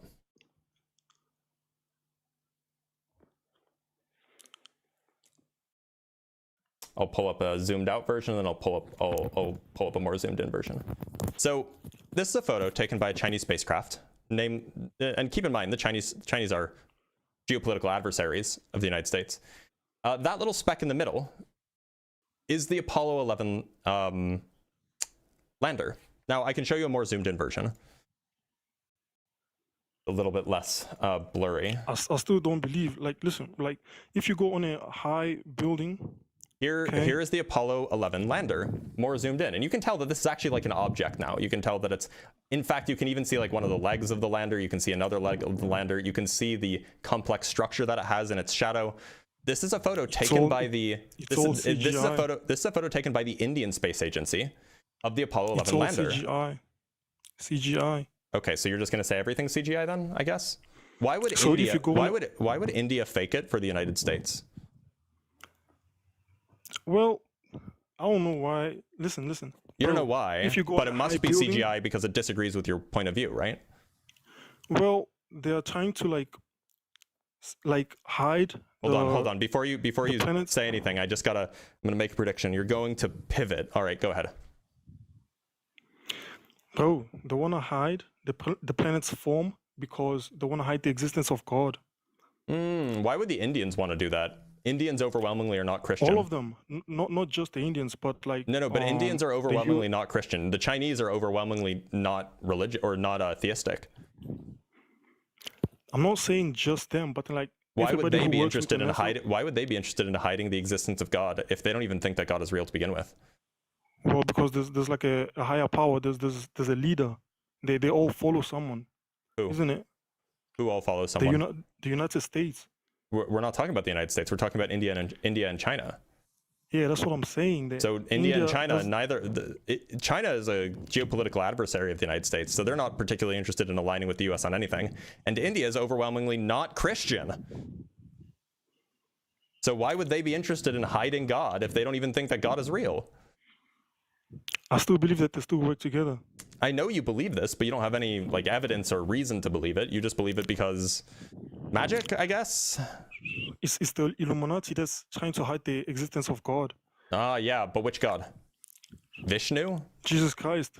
Okay, but Jesus. you realize that like the Indian Space Agency would not be interested in doing anything with regards to the Christian God because they're not Christian. Okay, bro, like if you go in a high building. Here's the pivot. Okay. Go ahead. If you go in a high building and you look at the horizon, like what do you see? You see the horizon. What? A flat Earth.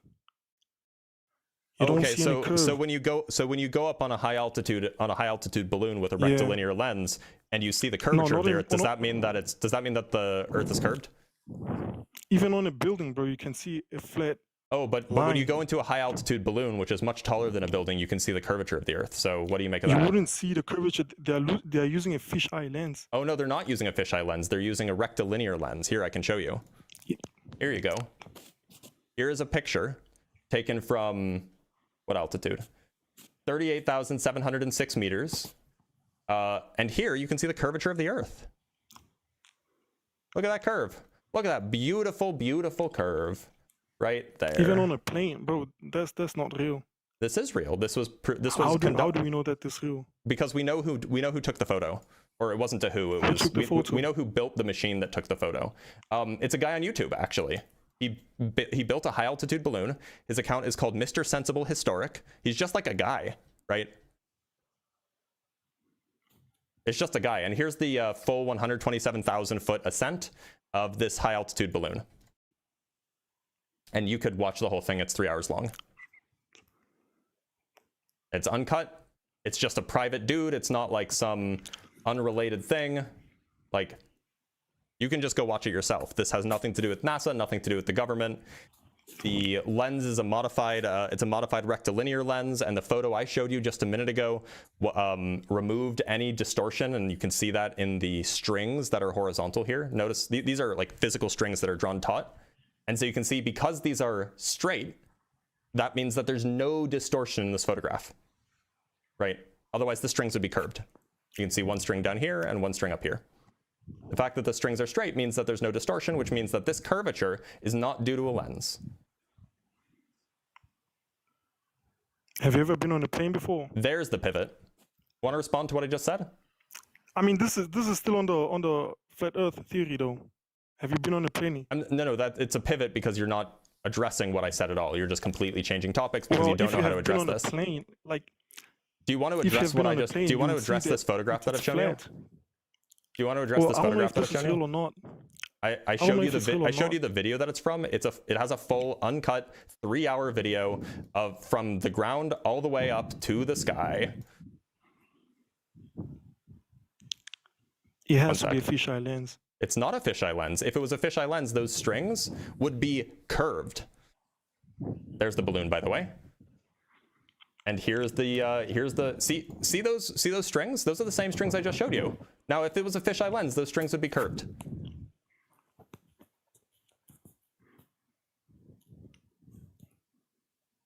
And we can watch this. You could watch this whole thing. It's really long. It's several hours long, but it goes up 38 kilometers, 127,000 feet.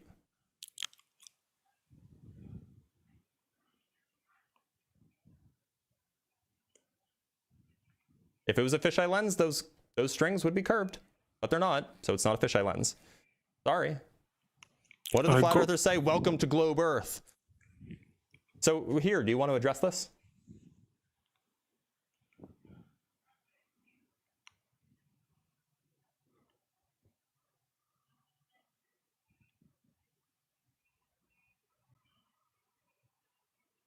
I'm looking at it. Wait. Okay. Yeah. So.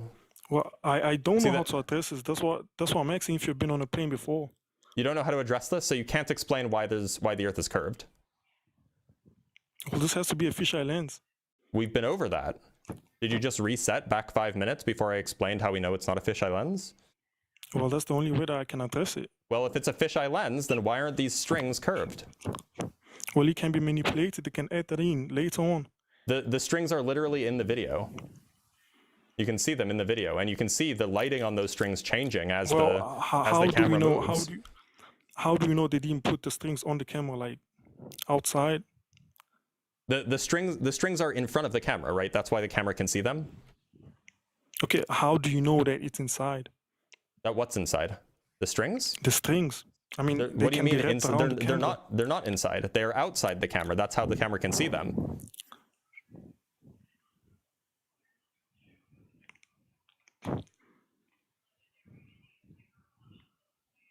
Is there a part that's confusing here? Like it's just string in front of the camera, right? They have a camera and then they have strings in front of it, taut, to verify that this is not a fisheye lens. Because if it were, then the strings would be curving.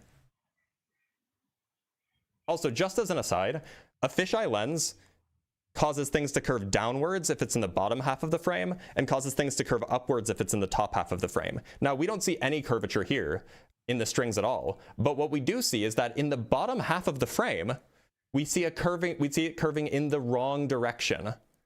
So it can't be a fisheye lens that causes that curve.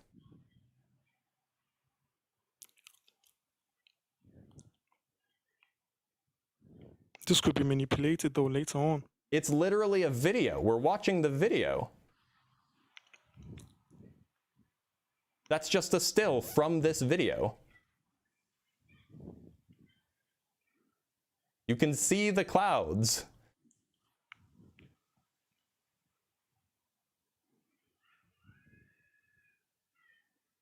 And this isn't, by the way, this isn't the only video that a private individual has done to go to very high altitudes with rectilinear non-fisheye lenses. There's another one, but he doesn't have the strings, so it's a little bit harder to talk about because the string idea was an innovation for this guy. But like this is just a video done by a guy, like some random guy on the internet, not like a government whatever trying to manipulate you into thinking that the Earth is a sphere. Like, sorry, the Earth is curved.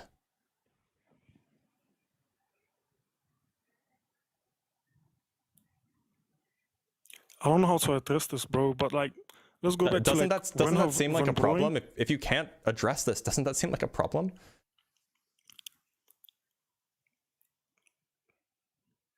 Like, if this is in direct contradiction with your worldview, maybe it means that your worldview is wrong.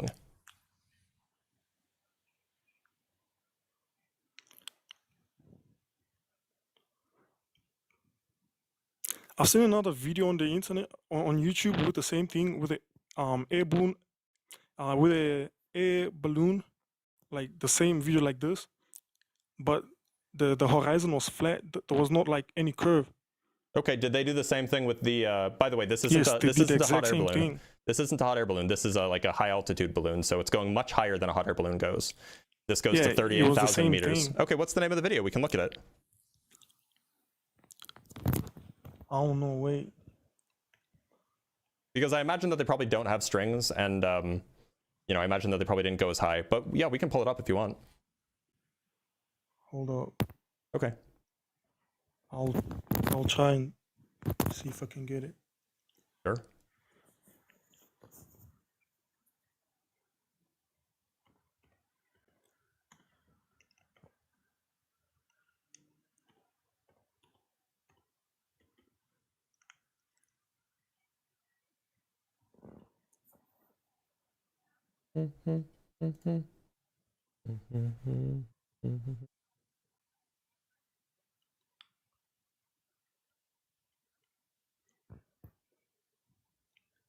Somebody asked if this is a nose ring. No, it's a injury that I got that's healing.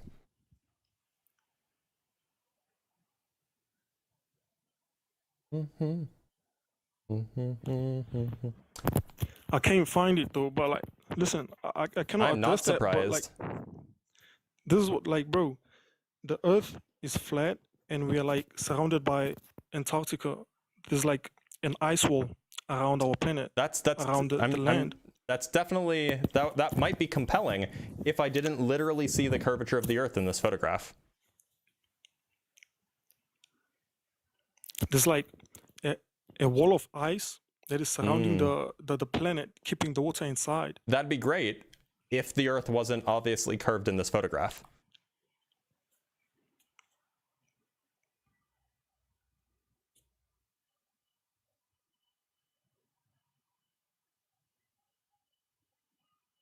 I mean, you can keep saying that as much as you want, but until you present me with evidence that is at least as compelling as this photograph that I just showed you, well, why would I ever believe you?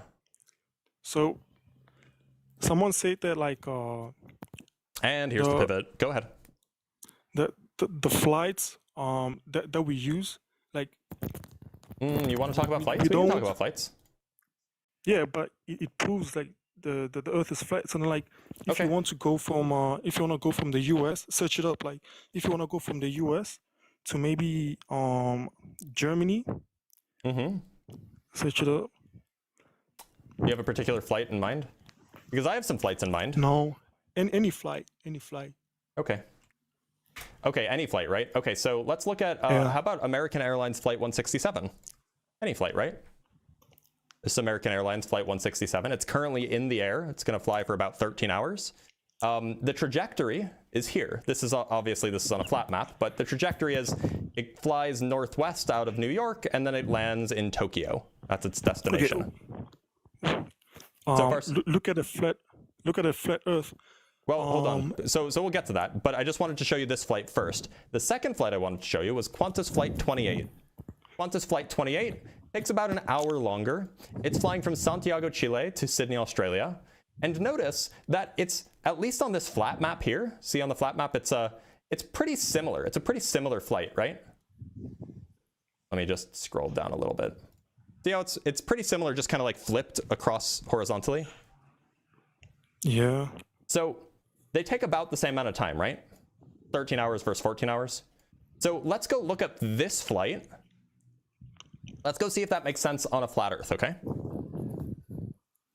Yeah. Okay, let's pull it up. I'm gonna pull up an image of the flat Earth map that flat Earthers love to use. Bear with me. Here it is. Here's the flat Earth image. What we're going to do is we're going to take this image. We're gonna go. By the way, please stop breathing into your microphone. Please stop breathing into your microphone. Okay. I can hear you. I can hear you going. So yeah, I had it close to my nose. Okay. So I'm just going to rescale this down a little bit because it's an enormous file, and then we're going to try to draw a line connecting Chile to Sydney, Australia. Okay. Here we go. Here's the paint thing, or we are now in paint, so we can draw. So here's Santiago is somewhere around. Santiago is somewhere around here. Sydney, Australia is somewhere around there. It's around there or so. So I'm just going to draw a line connecting them, right? I'm going to draw a straight line. It'd be something like that, right? Sorry, you can't see this. Something like that. Now, and I just want to make a valid comparison. I'm going to also open up Google Earth, and I'm going to draw a straight line connecting Santiago and Sydney on round Earth, okay? And then we can compare the two and see which one better matches the flight data that we have.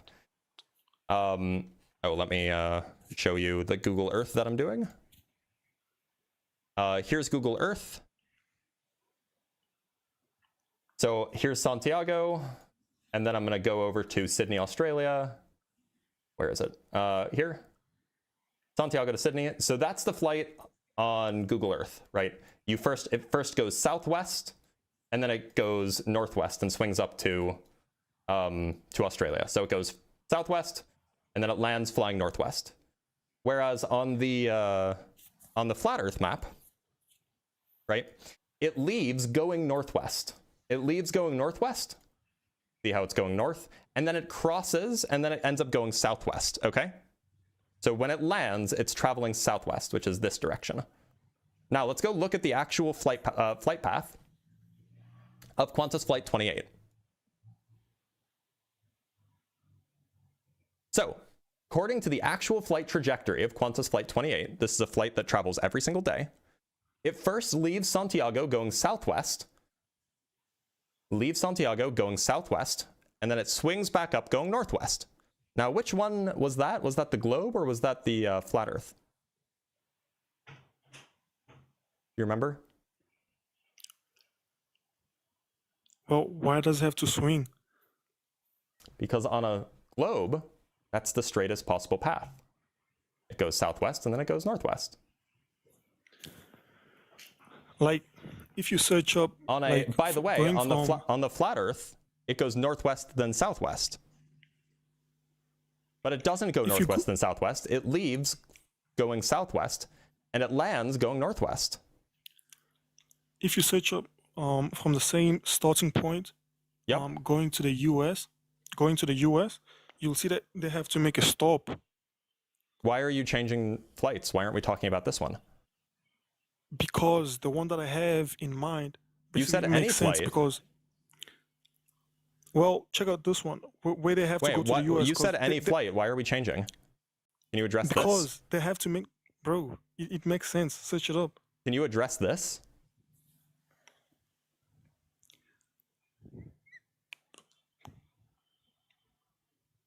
Also, here's another question. Yeah. It's another question about the same flight, the same two flights. So this is the flight. This is the flight from Santiago to Sydney. It's pretty long. Now I'm going to draw the flight from New York to Tokyo. It's about here.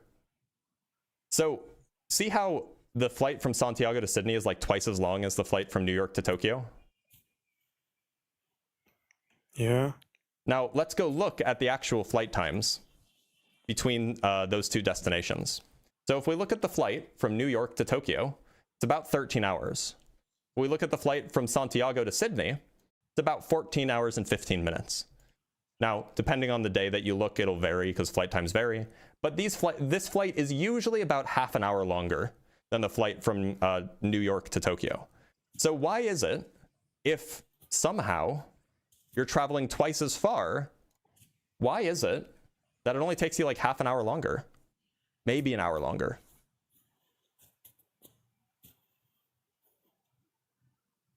You said the long one takes less time. The long one takes about half an hour to an hour longer. But it's traveling nearly twice as far. And the other one? The other one? And the other one? Yep.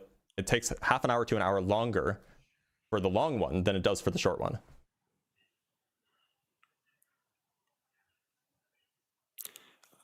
Check up the stops, like for why refuels. are we changing topics? This is a direct flight. There are no stops. Check up the.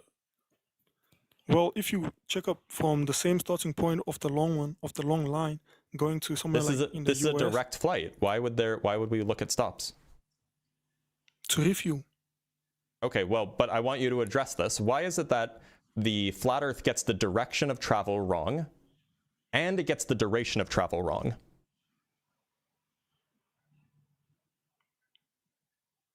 But the globe gets it right on both counts.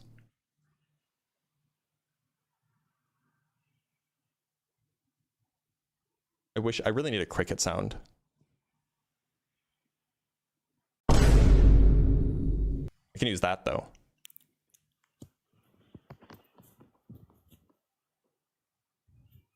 You got nothing?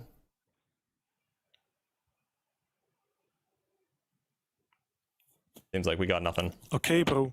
Romy, I'm going to let you go, but thank you for being here. It seems like he had nothing, so we'll just let him go.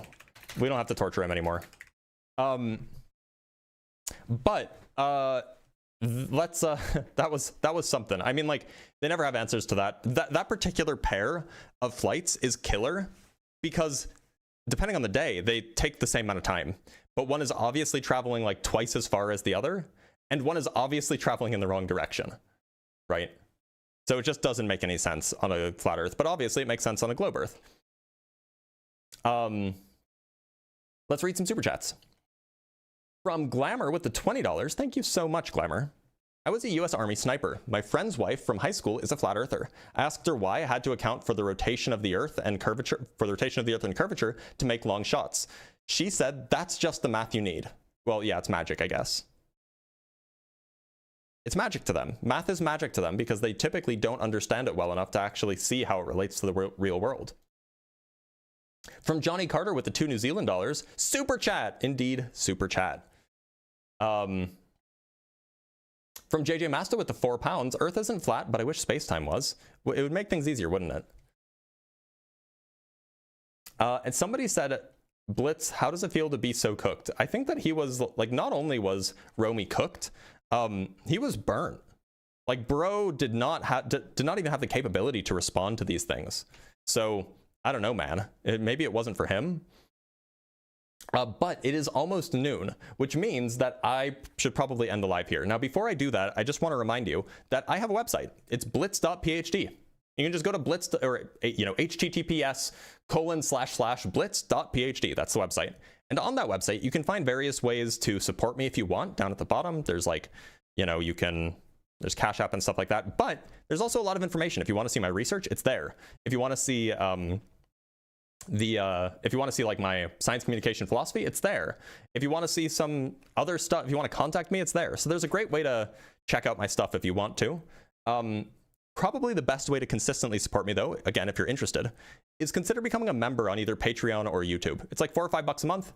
And it's a really great way to support me because I recognize that it's consistent, right? I can rely on it rather than having to guesstimate what kinds of support I'll get from like super chats and TikTok videos and so on.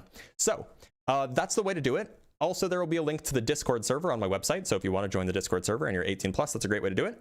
A great way to get access to me, to my announcements, to other like-minded people. In the meantime, I will see you guys tomorrow for some Ask a Physicist. So I'm going to go enjoy my lunch, get some coffee, and catch you tomorrow.